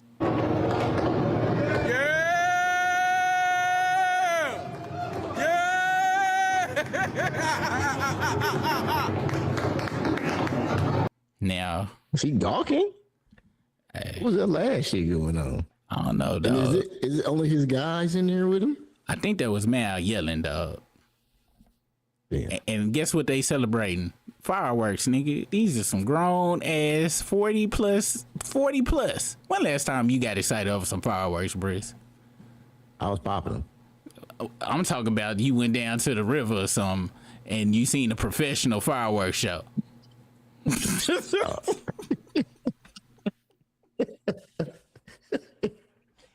Like, if you popping them with your children, nigga, you's a good father. Shit, even if ain't no kids there and you got some illegal fireworks from Mexico or some shit you pop, that's one thing. Nigga, they are watching a fireworks show that Drake put on because in his mind, he is still 9 years old. This nigga is weird. They want to call somebody else weird while this nigga, and nigga, do you know that damn fireworks show went off for a good 15 minutes? Word. And all them niggas was just in there giving high fives and shit. Absolutely not. This is not the Rory and Mal podcast of the old. Now that these guys got some street ties with them, it's war. Anybody can get the smoke, no matter. It's street tie. Nigga, because they got the ex-con up in there and shit. And no disrespect to the ex-con, you know what I'm saying? I don't know nothing about this nigga. So my judgment will be on Rory and Mal because, you know, Brisk. Look, I'm not trying to fight nobody that's really go fight. I'm talking shit about Rory and Mal here. Let's continue. Who you are or how rich you are. That's right, you guys. After Ricky Rose was not fucking with the commentary from Rory and Mal, and also seen Rory and Mal call him weird for jumping into Drake's beef. It's a beautiful morning, perfect time to feed yourself the knowledge. The knowledge. What's that? Rory and Mal, get off your knees. Get the test. But I ain't mad, you know what I'm saying? I know this how the YouTube game is, but they really do be padding these videos. I'm gonna tell you that with 4-5 videos from before. I get it though, you know, that's the game, but Once again, we up again, baby. It's the biggest boss. Well, these guys are not ducking the smoke from Rick Ross. This is why you gotta have some muscle with you. Zip with the drip. I believe he's now unofficially a member of the Rory and Mal podcast. He's taking on the beef on behalf of Rory and Mal. On their next Patreon episode, Zip went all the way in on Ricky Rose. Here's what he said. I thought Zip had already saw the shit that Ross said. He was talking about something else with Ross. Yeah, don't and I never was say like, no. Show Ross. I was like, nah, it's Yo, fine, Ross, bro. Ross. I said, it's fine, I don't it's know fine, if bro. you know this or not, but I'm passionate with these niggas, right? So if you ever say some shit like that again about some dick sucking shit, and I'm saying we gonna talk about how many dicks you saw as a correction officer, because that's your job to look at dicks and nuts and assholes and all of that. You did that. We not gonna be talking about dick suckers when you done saw more dicks than the average man in this world. Like, it's not too many men on the planet Earth that saw more dicks than you as a correction officer. Let's get that out the way. You had the strip search niggas. You looked at the balls. You made a nigga separate the dick from the balls. You made a nigga turn around and spread his asshole open. You did that as a correction officer. You signed up for that. So we're not gonna be talking about no imaginary dick suckers when you really did shit like that. Like, you saw more dicks than the average porn star in 1 year. 1 year working, you saw more dicks than the average porn star. Get the fuck out of here, nigga. Don't never say no shit like that to none of my niggas again, nigga. Fuck out of here, nigga. When you was taking urines, you was the nigga for the urine test? Huh? How many dicks you saw doing that? You used to come take... Yo, Zip. That job, Rick Ross? While you was a CEO, they ever gave you that job, the urines? Like, you ever took the urines? Like, you ever had to watch a nigga pee in that cup? Huh? You ever had the nigga watch a nigga soft put his wee-wee in the cup and pee and make sure he don't put nothing in it? Huh? You ever had to do that, Rick Ross? Huh? Don't make my mans no imaginary dick eaters when you maybe in your job had to watch a nigga put a flaccid wee-wee in a cup and pee in it. Watch your fucking mouth, nigga. Respect my niggas. My niggas is like don't do no shit like that no more. Yo, after you say he had to do cavity checks, I look at the title Port of Miami way different. Right, you had to do cavity. Holy shit. Hey, dog, that was. Fuck. Thoughts, Chris. Fuck, nigga. Nigga, that ain't cool, nigga. What the like? That nigga was acting like that was like the best comeback of all time and shit. That nigga really felt like he gave a Def Comedy Jam special, and you done been around niggas that's been in the pen that got out and shit, and you done been around niggas that people done feared they just get out the pen. Yeah. Or every town got a Debo. Every neighborhood got some type of Debo where, you know, if they tell a joke, you not gonna tell them that shit ass, and you go snicker. You go, boy, hey man, nigga, that shit wow, boy, that's crazy, and you go try to get away. And what sucks is, you know, you've been in the pen for 20 years, and you with Rory and Mal. Of course they gonna laugh at your shit like, you know, you Cat Williams Jr. because they scared. And I'm gonna tell you something right now, nigga. Do you see how close this nigga's eyes is together? I'm scared too. That's why I'm not gonna really say nothing crazy. People who eyes is real close together like that, nigga, it is something genetic. It's something else going on with that. That, you know, I'm not going, like, I believe that I could shoot them and they go keep coming, because when your eyes is close together, Brisk, like this, like, you know, you angry at the world. Just imagine you look in the mirror every day and you see like this. At least, like, you know, people who eyes too far apart, you know, that's kind of like Halle Berry. What is it, from the Mermaid, Little Mermaid? Her and Brandy. You know, initially it kind of but out the while that's kind of cute. But people who eyes close together, you always like, yo, you can't trust that motherfucker, dog. Yeah, no, you can't. So, you know,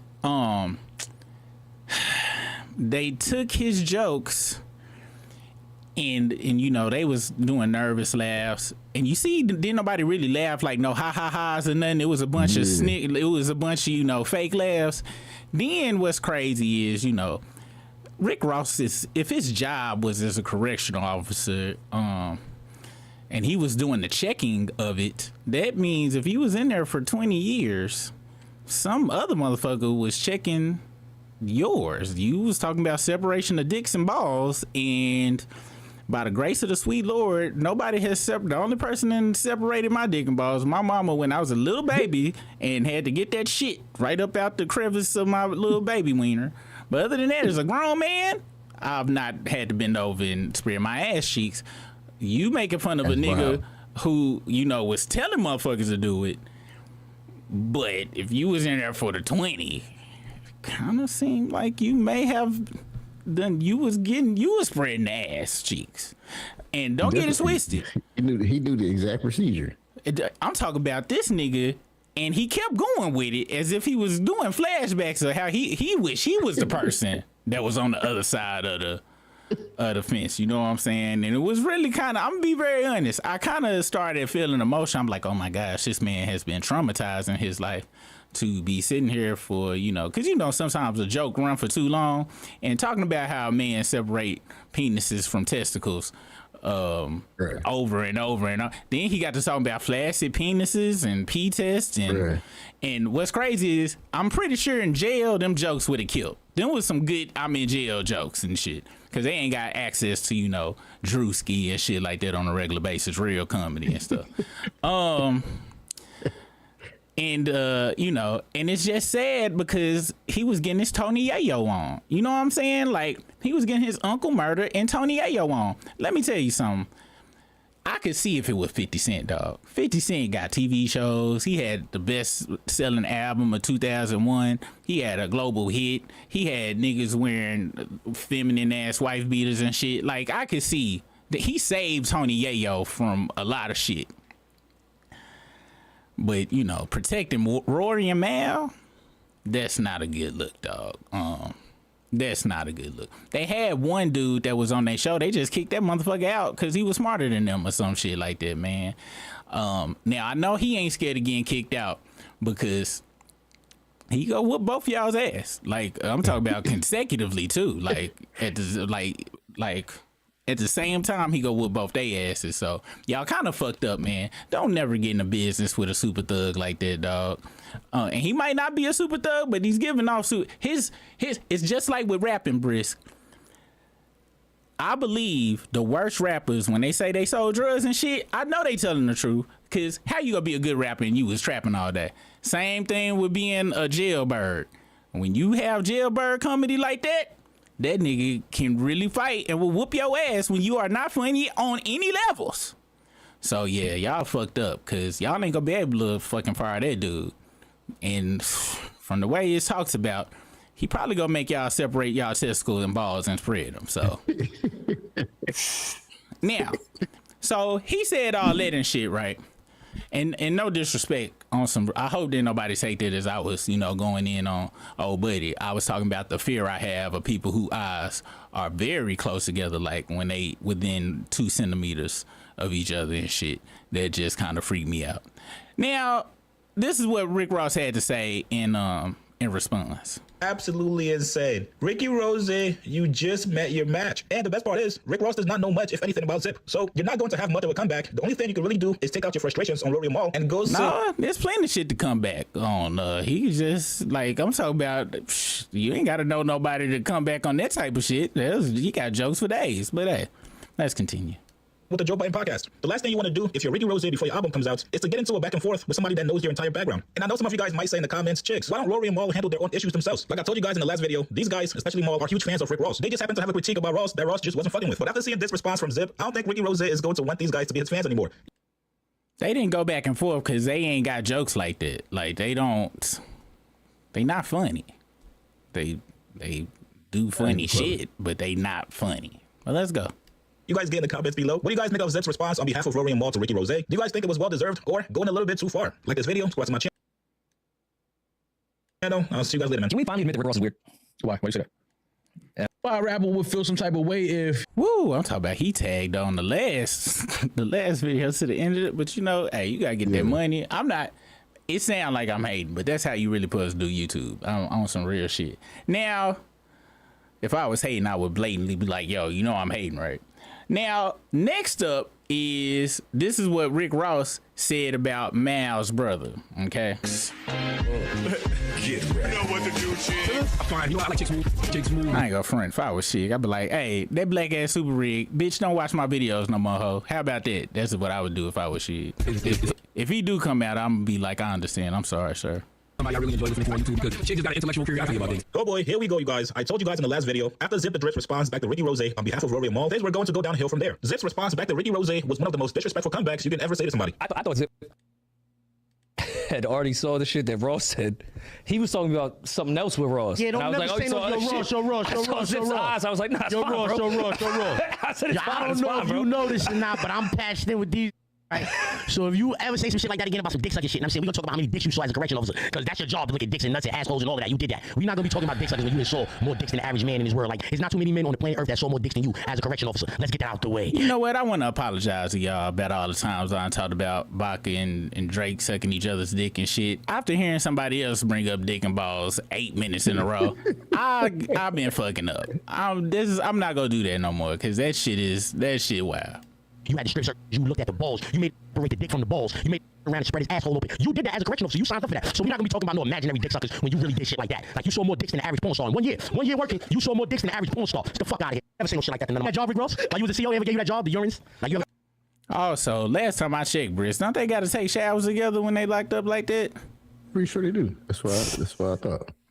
So it kind of seemed like he may have seen a few more, a few more Johnsons than Officer Ricky. But hey, I'm just going by, the logistics. Urines, like, you ever had to watch it in a couple? And the worst part about that response is that it's absolutely true. Ricky Rose was indeed a correctional officer before he became a rapper. And as a correctional officer, you do have to give cavity searches to the inmates. Ricky Rose does not watch the Rory and Maul podcast. He knows about Rory and Maul's podcast. He knows who they are, but he does not tune in. You guys want to know how I know this information? Because Ricky Rose thinks that Zip with the Drip is actually Maul. This is absolutely wild, you guys. And Ricky Rose's response back to Zip with the Drip, he goes way too far taking shots at Maul and also his big brother Biggs. That's right, you guys. Maul's brother that has absolutely nothing to do with their issues and back and forth with Ricky Rose. He's now catching a stray on behalf of Maul. Here's what he said. Like I said, Rory and Mally, the Glazers Universities, the dick suckers. I heard Biggs Burke Brothers, your big brother, he been a dick sucker and a broke dick sucker at that. All your corrections officers shit $500 million too late, family. All you boys dick suckers. The white ones, the black ones, the mixed ones, the Biggs, the Burks, the Biggs, the dick suckers. You niggas dick suckers. You know who he remind me of now? Fucking Donald Trump, nigga. How he'll just go on some shit. Like, he'll start going on these rants and but it be funny though. He sound like Trump though in this particular one for sure. Dick suckers. He sound like Trump before Trump started, really fucking with the world and shit. Back when he was saying shit before he had like actual power and shit. Back when it used to be funny. And you a little too late. So let's do it. I can't wait. I need new niggas to watch the bottom of the yacht. What's their name, Rory Maul? This what I'm gonna do. I wanna talk about Biggs Burke. That nigga, what, he ain't pay his taxes? How he went broke? What he was doing? He got caught with 20 bags of weed, some shit like that. They say he ain't had none of the royalties, none of the business, none of the money. Man, I'll make Dame go in on y'all niggas. You Glazers. Dick-sucking little peons. Biggs' brother was Biggs' brother sucking all the dicks at her. That's how hustlers in the street do it, man. On target. Hey, this one thing. Fucking Rick Ross could have been lying about being a kingpin. That nigga still grew up around niggas Jones on each other and shit, and it's quite obvious. Them niggas, the Rory about him is not built for this type of shit. It's just it's a certain type of je ne sais quoi in how he is going in, just saying regular shit in a regular way, but saying he's saying insane shit in a very regular way that them niggas just ain't gonna never understand how to do and shit.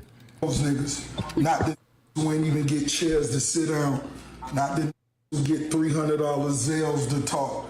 No, Biggs' brother, he gonna want to call me, Come kiss the ring of the boss. Now, Ricky Rose did not stop there. The man was really bothered by what Zip said back to him, so much so that he's now employing one of the tactics that I said he was going to use as a weapon, the Joe Budden podcast. Somebody close to Rick Ross gave him a quick rundown about the reason why Rory and Mal split from the Joe Budden podcast.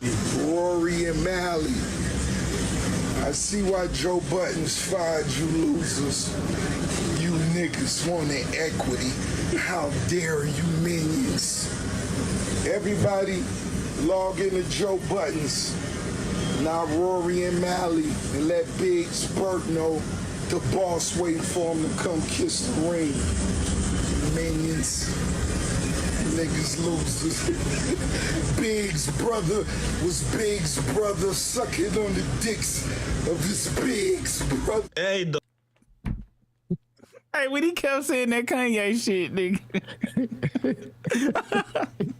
That shit is too funny, nigga. Ricky Rose is absolutely hilarious. Imagine if you're Mal. You're coming back from an OVO-filled weekend with Drake and his mans.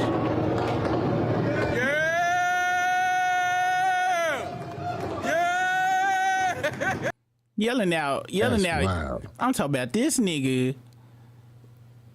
was nowhere near anywhere throwing up any types of gang signs ever. Hey. And now he done made a gang sign for a whole area. I wish, nigga, do you know how much I would pay for a mind reading machine, nigga? And I would ship it to Drake so that he could read the minds of all of the people around him, nigga. That's when we would have a pizza party, nigga. If he read the mind, cause you know he already know his mama and daddy don't like him and shit. But as soon as he hear what his son think, nigga, cause when he would play the machine, that motherfucker probably, soon as he turn it on, he'd be like, certified lover boy, certified pedophile, pop, pop, and that's what's gonna be in his son mind and shit. And he is 24 hours a day. And that's when we gonna get that pizza party. Somebody help me and shit, you know, come up with a mind read machine so we can send it to Drake. To find out that you're now involved in a rap beef with somebody that you fuck with in Ricky Rose. So now if you're Mal, you gotta follow through. You absolutely cannot backpedal right now. The man absolutely dissed you and your brother. Hey, don't get on the podcast copping, please, Mal. You see how Drake is coming on Iceman? That's the same energy we're going to need from you going at Ricky Rose. Wait, you asking this nigga to cry and whine on that on over 3 albums? That's not the energy you need to come with. The energy you need to come with, bitch, you say some shit about me and my brother again, nigga, I'm whooping your ass. It's like if you gonna come on some type of energy, but not on the Drake energy. But if it's just some internet shit, which a lot of people be looking, you know, cause I ain't gonna front. If too close in the eyeballs, motherfucker, in contact with me, I'm 100% taking this. This mother, Brisk, I kind of done fucked up, nigga. Like, it's.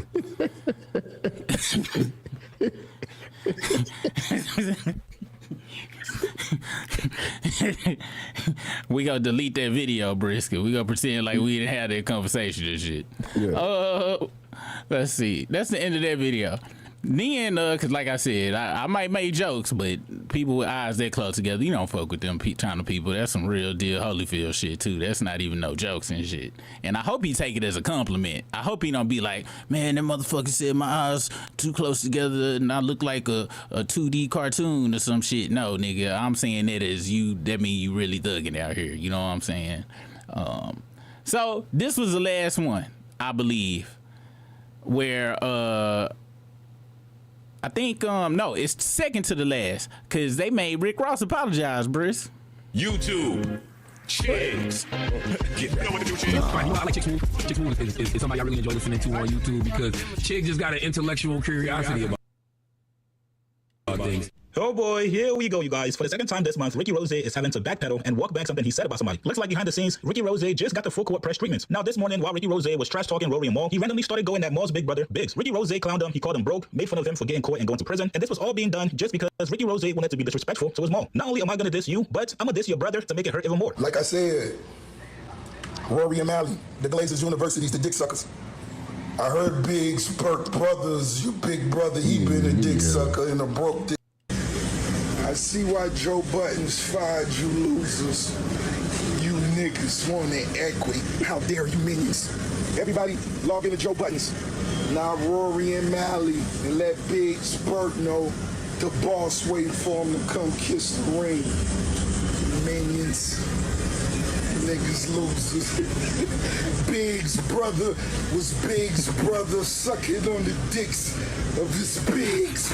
However, somebody behind the scenes that fucks with Biggs and also fucks with Rick Ross gave him that courtesy phone call and told him, bro, chill the fuck out on Biggs. We're not going to disrespect that man. A lot of people said, bro, Biggs don't bother nobody. The man minds his own business. He doesn't talk on social media. That is a man of true honor and integrity. Leave him alone. Now, whoever that was behind the scenes must carry a lot of weight because Ricky Rose could have easily kept quiet about it. But he went on social media to let people know that somebody behind the scenes, somebody they know in common, checked them about it. And for that, he's going to leave Biggs out of it. Here's what Ricky Rose said. I want to say this. Hey, I mean, that's the only person I can think of, you know what I'm saying? Biggs Burke, you got somebody that love you. You got somebody that really love you. I'm going to leave it at that. Now, oh, and I love that person too. So, but you other dick sucking minions. You other. Now, do that count? I mean, that's a technically apology, but not really. Would you accept that as an apology? Cause he low key, cause he said you other dick sucking. Yeah, like, he said you other dick suckers. Yeah, that includes him. Then he said you lucky that somebody love you. He didn't say my bad or nothing like that. Really, to be honest with you, I guess it's a Rick Ross apology. Nah, all right, you in the same position. Somebody done went ham on you and your family, and you know you made a call in, and then and it was Rick Ross. This is how he responded to you. He was like, Briss dog, you real lucky someone loves you. Someone loves you and I love them. And that's how it ended. Then he said, to all you other dick suckers out there. I ain't gonna lie, dog. That's very that's super backhanded, nigga. It's the dick sucker part, nigga.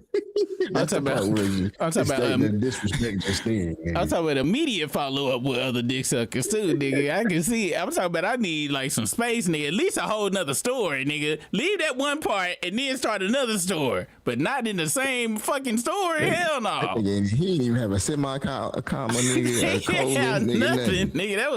That was a complete sentence, nigga. Yeah, I'm be honest, nigga. That didn't count for shit. Glazers, don't nobody love y'all. They don't love y'all. The streets don't love y'all.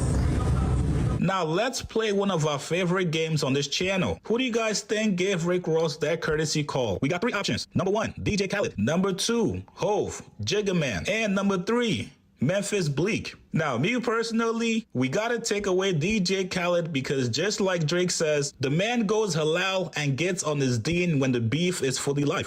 Hey, Khaled, you know what I mean. The beef was fully live. You went halal and got on your deen. So we know it's not Khaled. He's not going to get in the middle of it. Now, Hove. We all know Hove is known to pull strings behind the scenes. We all know and have confirmation from media personalities and also rappers that Jay-Z not only listens to everything, but the man will call you or text you if you get out of line. Honest, getting a Jay-Z call is not all cracked up to be. Yo, he will check. All right, man, I kind of don't give a fuck. Then, so after that apology shit, this is what Rick Ross, this is what ended up happening after that. YouTube chicks.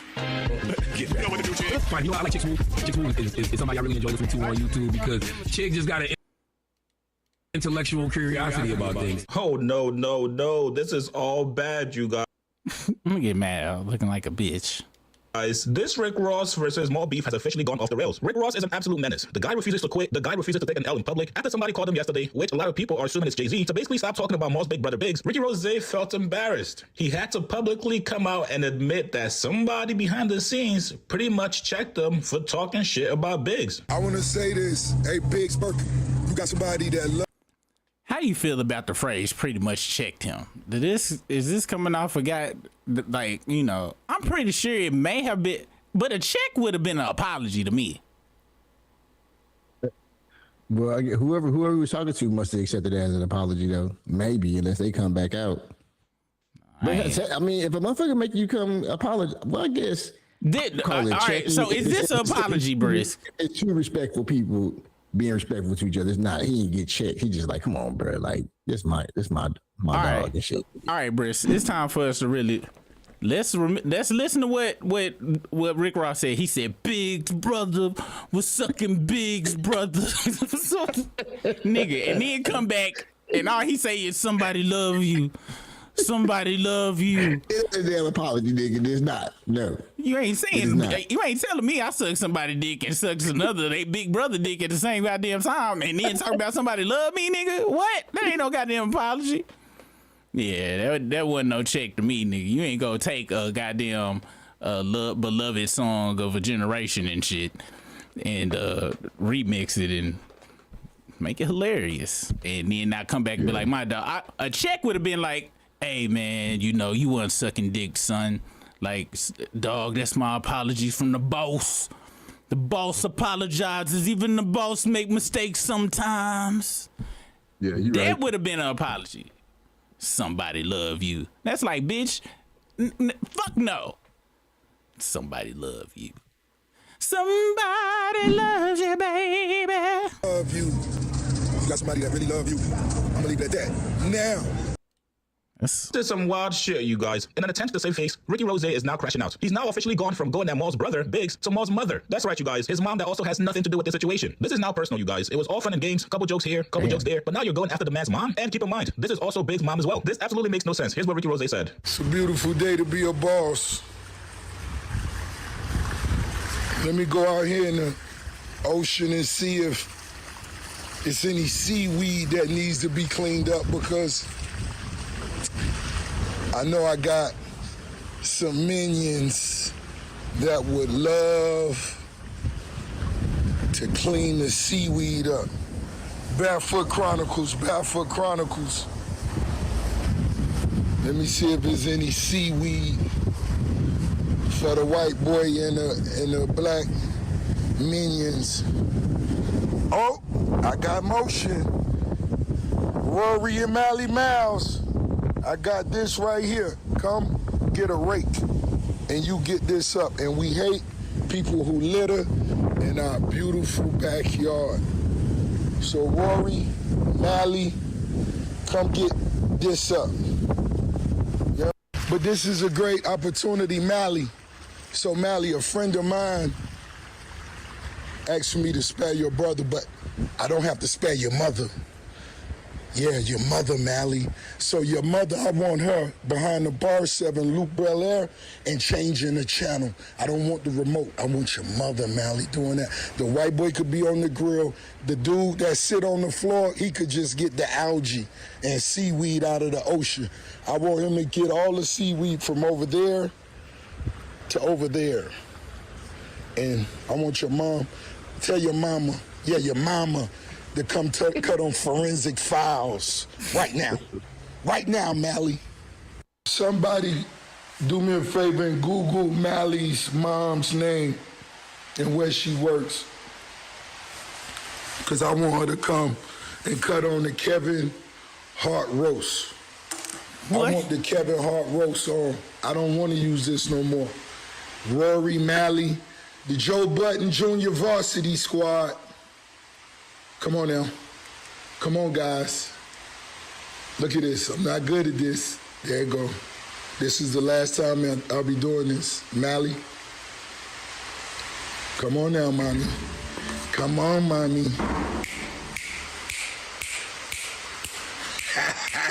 No, Mally, Rory, Mally.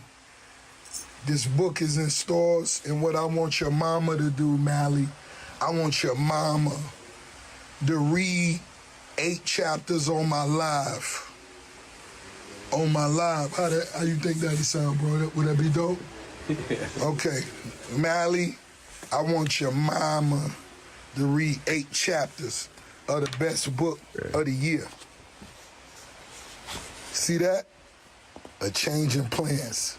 No, this chapter 10. Yeah. No, my apologies. I wanted to read 10 chapters. So we'll go to 11. You know what I mean? Hey, Mally, I'm using your mama for marketing and promotions. AllHipHop.com, they posting. Too Cool to Blog, they posting. Joe Button, what he do? These the Joe Button Jr. Varsity, so you are Glazers. You're Glazers. Your Glazers, I'm using your mama for marketing and promotions. My car show is June 13th. Your mama's a Glazer. Put a smile on that. Your mama's a Glazer. You smiling? Now, again, keep in mind, you guys, Nigga. Whoever hit him up about the brother, nigga, I'm assuming they might know the mama. Damn, that shit got hella disrespectful. And I heard in the comments, somebody was like, well, maybe they got two separate mamas. And so he was talking about, you know, Mal mama is different from, you know, but then somebody said, no, they got the same mama, but different daddies. And, damn, nigga. Let's see. I feel like I have to remind you guys that Maul has not said anything negative about Ricky Rose. After the initial criticism about Ricky Rose seemingly apologizing to Drake and backpedaling. We said it was weird for him to do that. We said he was trying to capitalize at the moment. He shot for what issue does this person had with him. Like, it was a lot of that going on, but it was also a moment for people to try to capitalize. All right, yeah, so. That was Rick Ross was out of line for that shit. That was. I'm talking about nigga. That was not only was it unnecessary, but it was. I'm talking about it was unnecessary. You already didn't apologize. Why are you bringing somebody's mama into it? I could see if like really that was unnecessary, and I'm be honest, man. Like, see, that's why I don't. That's why that creator on creator shit, or I'm not into that type of shit. If celebrities and shit all day long and shit, because you know I can get my Drake on and sue them hoes. But fucking creator to creator, that we reach out and touch. You know what I'm saying? And fucking that's too serious. Because talking about my mama ain't content. That's not content. Nah, he gonna try to clean it up, and then I'm using your mama for marketing and promotion. She's a glazer. Come to my car show. What? Yeah, that's wild, dude. You said my mama suck dick, come to your car show and support the children. What? Nah, nigga. And I got all right, Brisk. Real questions. This is a real question. What should as from what we know about Mal? From what we know about should Mal? I got two separate questions. Should Mal respond with Mal being who Mal is?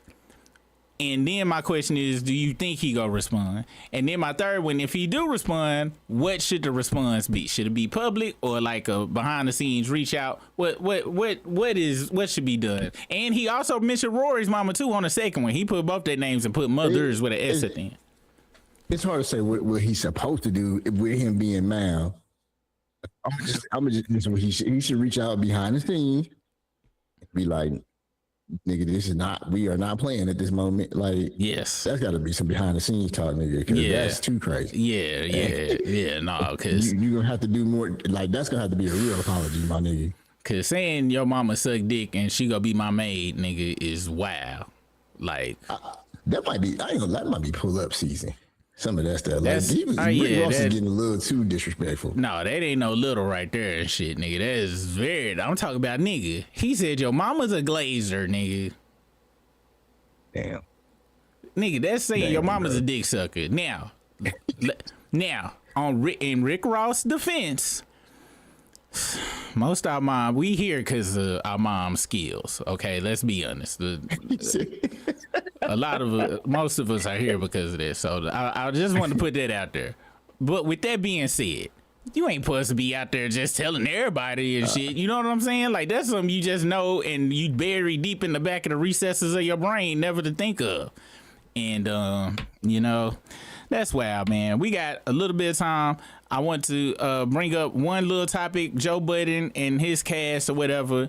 Joe Budden be flip-flopping. He'll say he hate Drake, and then he'll be like, oh, apparently he thought the music was cool.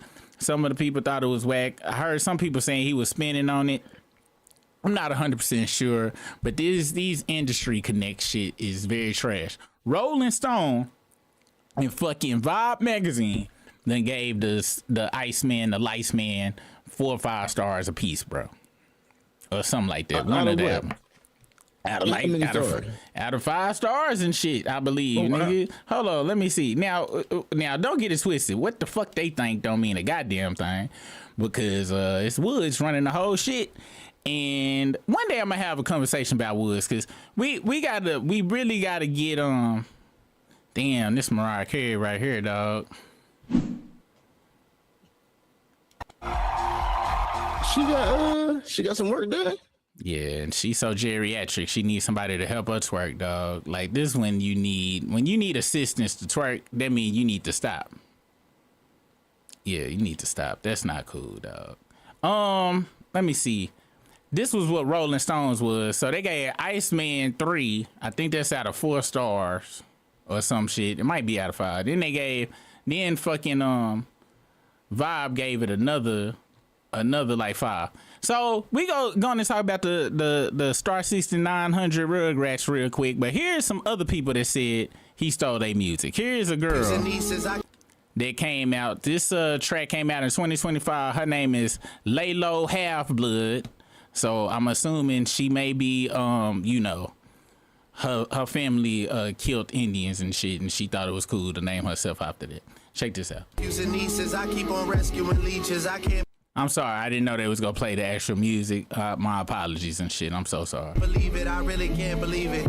I can't believe it.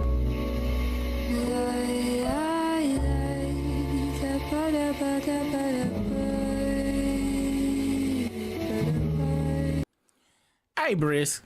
Was Drake the hoe ass nigga that started that mumbling at the end of the raps? Was he? I don't think so. Where a motherfucker be like, and then I went to the supermarket and I left the bologna. Damn, I left the bologna. Is he the bitch that started that hoe ass shit? I don't know who started that. Cause I don't know nobody that was doing that first. If y'all know somebody that was doing that, I'm sorry that I heard this motherfucker do it first. But that shit is trash. So that's her. I guess it was the music or something. Now here go Star 67 Rugrat. He said Star 67. Hold on.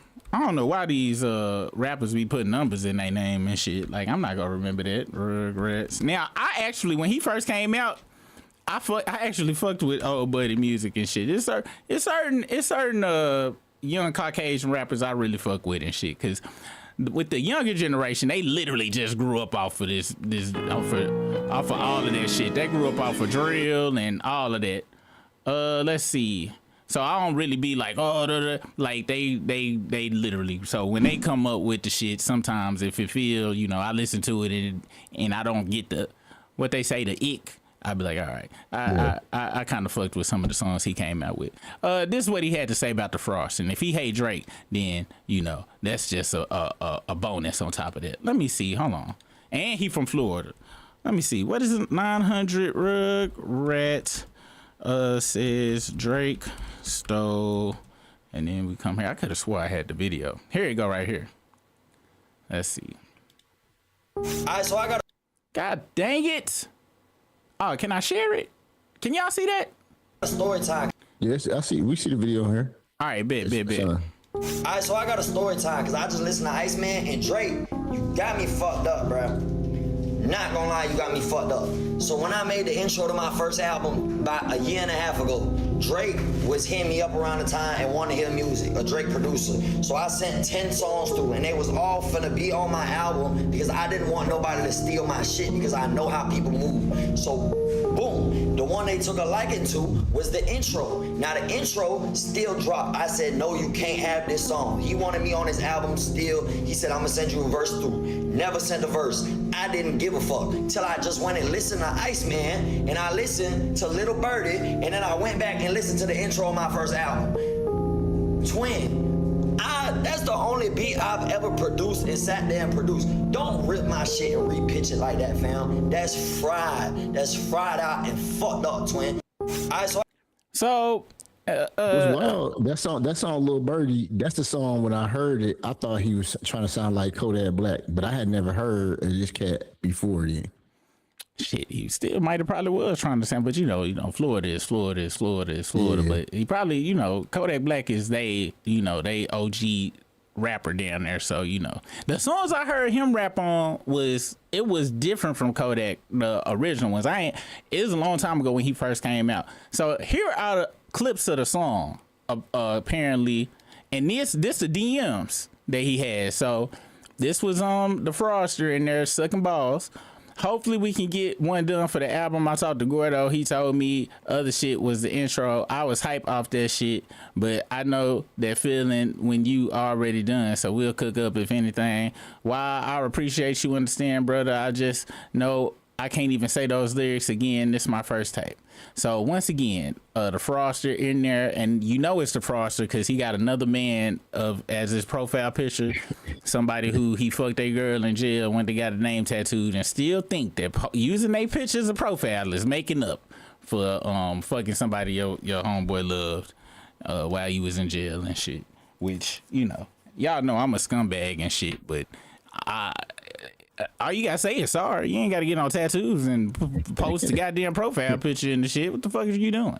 The next shit is this is so we about to listen to Rugrat song first, and this is his song.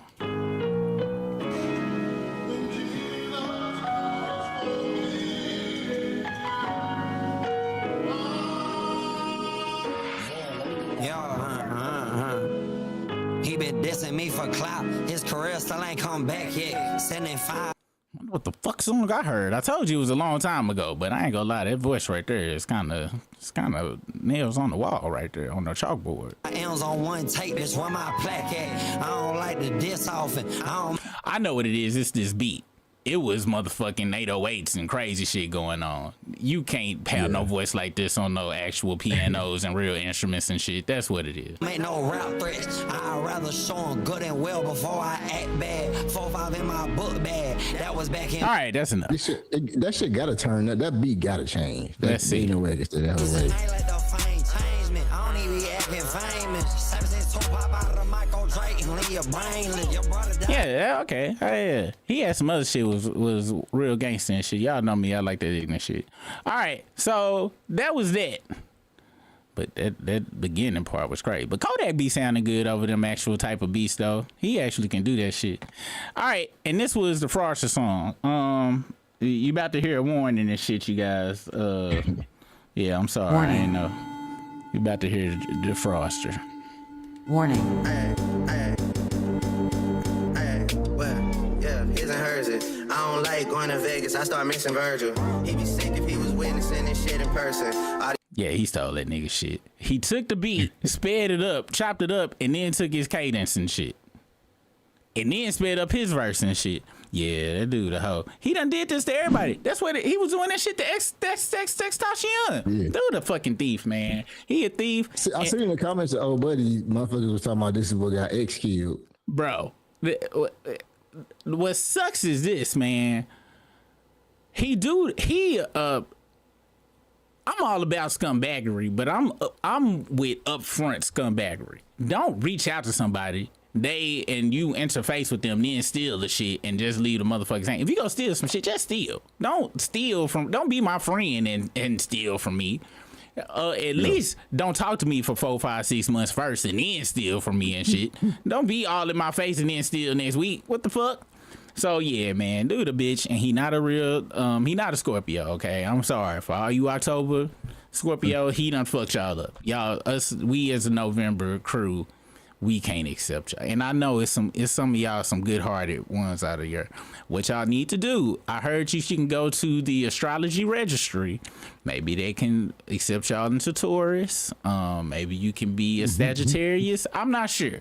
But we have shut off all October. It's only for November.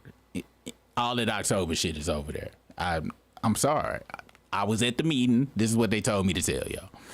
Brisk, I think that's everything. We covered all the shit I wanted to talk about and everything that was on the thumbnail, I believe. And 7 minutes over. Brisk, with this album, what do you think? You saw the charts.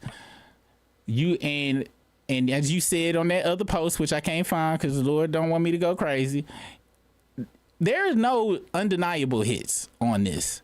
Even Drake fans are saying that there's no undeniable hits on this situation. Do you feel that this is what I want to play quick, and this is just to answer the question and shit, then we gonna be gone. But this is what this person right here is saying. I think it's Isaac Hayes III. This is what he's saying is going to happen. So I think Drake has a 4th album coming, and I'm about to tell you why.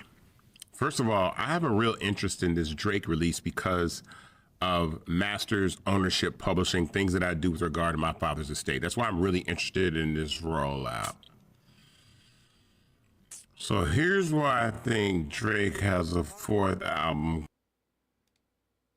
coming.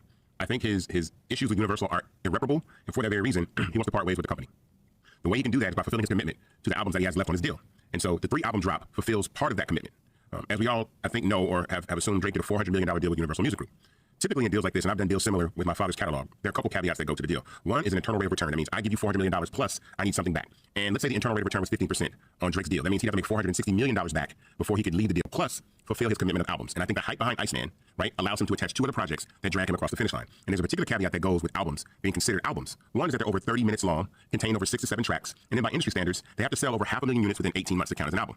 Some labels do that. So if you think about that, Drake's going to be able to probably have 3 gold and platinum albums together in a bundle, which will release him from his deal at Universal Music Group. And by listening to Iceman, when I hear, like, I just want to be free, right? When I hear things like B's on the table, billions on the table, it's tipping me off, I think, that when Drake... You see how he go change it to billions. He don't want to put the real meaning on there. These niggas, these industry niggas be on, they be, man. And then you heard how he disrespected I Just Want to Be Free by Rolls Royce and shit, man. Like, man, why the fuck they be okaying this whole ass nigga desecrating classic shit, dog? I'd rather hear fucking Star 6'7" Rugrat on that bitch. Drake is done with his deal at Universal. He will take the catalog that they currently have from Certified Lover Boy all the way up till Iceman and the other 2 albums, and then do a deal somewhere else in the neighborhood of $1 billion to $2 billion. Now, this is just me, hypothesizing. I think that there'll be a tour announced, and I think the album will have the real heat that Drake wants people to hear and talk about, and getting back to what Drake really is. I think Iceman was just his way of expressing what happened with the beef, and now we're moving on. Give me your thoughts. I'd love to hear from our music industry friends, but I think there's a 4th album. Now, you know me, I'm gonna say, anytime a Drake fan say he got a 4th album coming with the real heat on it, let you know it ain't no heat. It ain't no heat to be had. Yeah. Let's see. Now, you know me. I go to the comments, and lately I just been praying that the first comment is SYBALU, because it's just funny to me. Even if I agree with what the person's saying, but every time I see that as the first comment, it's hilarious. Let's see what these folks said. They said, did his writers come back or something? Whatever he releases will still be the same recycled shit he done released for the last 5 years. Wait till this weirdo see that he's going to re-sign with UMG under a new contract to buy his catalog. All this glazing and act like he know insider info because he got the because his inheritance is gone. It's sad you using your father's legacy to give. I ain't gonna front. He been using his daddy for a long time. He tried to get that fan base shit popping. I signed up to it. That shit was buggy than a motherfucking shit. I was like, yo, man, just come on. If you go do it. Do it right. I try to put content on there, man. It was kind of difficult. It was not. And you go get all the revenue. Yeah, I'm sure I'm gonna get 100% of zero. Man, that's why we don't stick together. Man, you gotta come with something.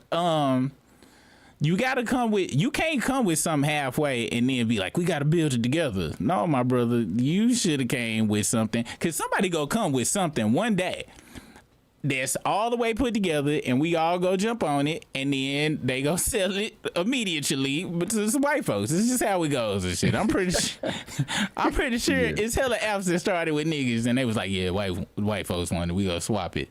But yeah, man, I agree with old buddy, that and what you said, ain't no goddamn heat.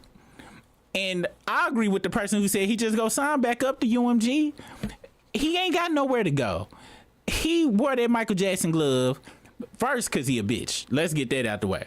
But second, because really because he a bitch. He know Lucy and no motherfucking have ninjas in his house. Real life ninjas with samurai swords and shit. He ain't going nowhere. He stuck. Ain't nothing he can do. He ain't Prince. You not Prince, nigga. You don't got the catalog, or you don't have the talent to move. Prince would go in the goddamn studio by himself with guitars, drums, drum machines, trumpets, and saxophone, and make a whole album by himself. Stevie Wonder go in there and make a whole album by himself. They don't need nobody. You need 52 people. You need a cell phone and ChatGPT. You need children to steal from, and all sorts of shit. You are nothing. When you leave, ain't nobody gonna be talking about this album in the next 3 weeks. Nothing. It's nothing with no. Ain't one of his fans been like, yo, this shit right here, man. This not one. Somebody, and we go. I went to watch a Shig Smooth live because it was really entertaining. Shig need to do more of them lives and shit with them folks because it was entertaining and I really enjoyed it. Hearing these dudes saying shit like it was this one dude, Briss. We ain't got no time to go into it now. I'm gonna check super chats, but we gotta watch some of it Friday because them Drake fans nigga be making all sorts of shit. One nigga, I'm talking about, stood 10 toes down on and Run Back to Atlanta just showed that Future need Drake, and niggas, even the other niggas was like, no nigga, like that don't even make sense. What are you talking about, nigga? Like that nigga dissed him. And he brought him back on there with the nigga. This is more shit. And these motherfuckers be having some, yeah, man. One nigga was like, hey, I don't like when Drake be doing that damn gangster shit. I agree with Kendrick. Just keep with the melodies and shit. And the old buddy, same dude that said the shit about niggas from Atlanta needed Drake. I don't think he's doing gangster stuff. He's just expressing himself through the music. This other nigga start reciting shit. Yeah, we drug your body and this, that, and the third. All sorts of slick ass shit that the frauds have been saying on some gangster shit. And he was like, I just think it's art. It's just art. He was like, nigga, that nigga house got shot up there and shit. What the fuck you think mean is art? And I was hoping somebody said, yeah, and some nigga dug up under the fence. You remember that? I remember that shit. And then that shit was crazy, dude. And then a security guard got shot that nobody has heard from. This nigga did no like get well soon post about this alleged motherfucker who got shot up there. Cause guess what, y'all? Did nobody get shot? He was just mad because his back was getting kicked the fuck in by Kendrick. He was trying to get some sympathy. So he made up a fake ass story about people digging up under his gate and shooting security guards. Cause we ain't heard nothing. That shooting, I would think somebody, he didn't even rap about the shit. I ain't heard nobody bring up one line like, yeah, I lost a security guard in my front yard. Niggas digging up under my fence cause I'm a bitch, or nothing like that. Just like Trump don't never reference, how many times he don't reference this last assassination attempt, Briss, since it's done happened. Motherfuckers already forgot. The same with the first one. I get shot in the ear. Y'all go hear about that shit every goddamn week in this bitch. Anyway, let's see if it's in the super chats I done missed, and then we go get the fuck up out of here. Let me see. Let's see. We missed some jewels. I ain't seen no super chat. I seen them jewels, which I still don't know what they mean. Yeah, I ain't gonna front y'all. Till we figure out what these jewels is, niggas just going out looking for jewels don't even sound like we should be doing that type of shit. We need to be doing some research. No, on some real shit. Shout out to Danielle Franklin for sending 200 jewels. Shout out to LL Lewis for sending 10 jewels. L Lewis 28. And then Danielle Franklin sent some gold for 10 jewels, and then Slippery Halfin sent some stars for 2. Where the fuck is y'all seeing this shit? I don't see this. I ain't never seen none of this shit I was able to give nobody on the damn YouTube.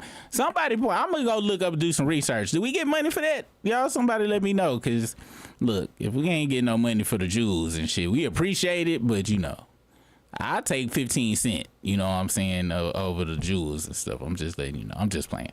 All right, y'all. Before we go, this is the results of the question of the night. God damn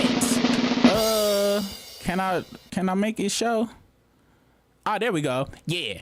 So, out of 146 votes, can a man be a Drake fan and not be an all-out lame? Damn, I was supposed to put and, not a. Hey, see that 12% was trolling, Brisk, because you see how that didn't go up from the 12%? So yeah, we gonna pretend like that 12 don't even exist. And shout out to the correct answer. 49% says no, and 38% of y'all some good people and shit, and give people the benefits of that out. We need people like y'all in the world.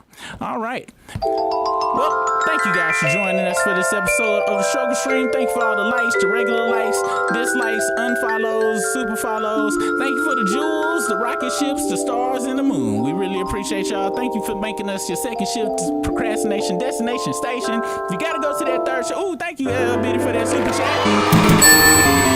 And you are right, the Frosty is a crybaby liar.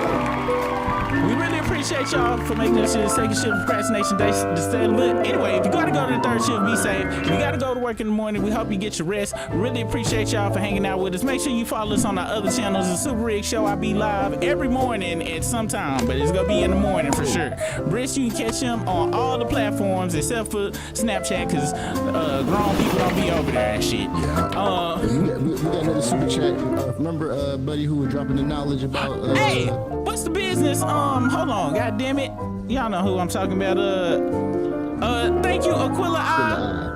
Say, man, you have yet to hit me back on the. Oh yeah, I'm sorry, bro. I seen the email. You talking about Discord? Oh yeah. I hope y'all. So I don't know if you done watched this shit. I responded to the email, but I don't check the email regularly. I check it like I check my mail, which is once every 2 to 3 months and shit. So it's not personal. I don't like messages and shit.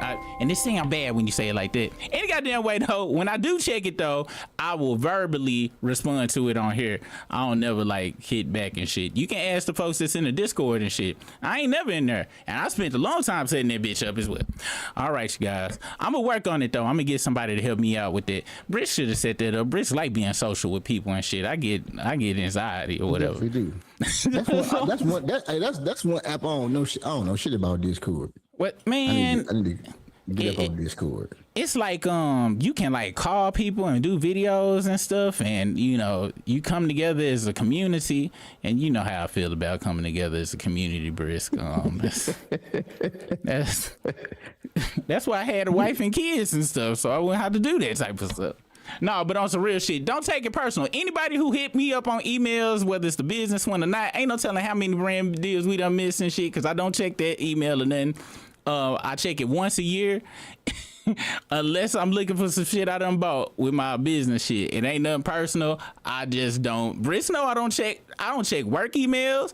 I don't check everybody know I don't check messages. It ain't nothing personal. It's just my anxiety too much for it and shit. Even if it's money. I done told y'all stories. I done almost missed out on money not checking shit. But guess what?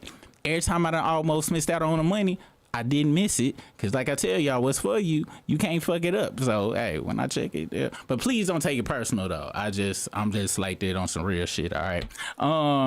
I fucked up the outro because I like the Mr. Rogers music, but I appreciate you reaching out though. I'm not saying don't reach out, but if y'all really do want to reach out, hit up Brisk, and it's Brisk on all the social media. He like getting messages and stuff and then talking back to people because he's a very personable person and. I don't hate y'all. All right, y'all. Let's see y'all on the flip side. Peace out. Peace. It's 7:15. That means the struggle stream, but we probably late, so it might be 8. You know, I just ate on this freestyle I created, so hit that like, subscribe, cause we about to go live.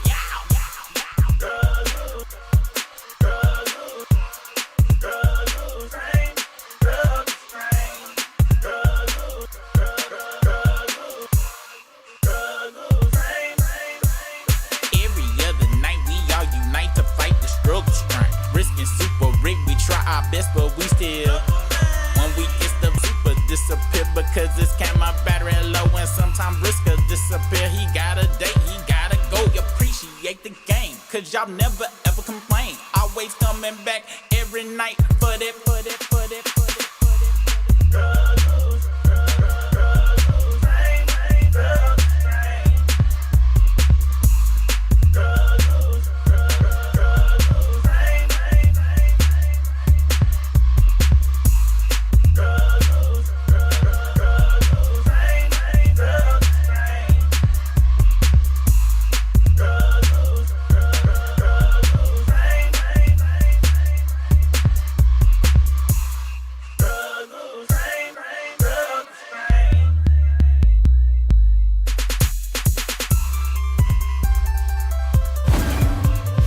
right now. So you know what time it is. It's time for the dopest show in the universe. The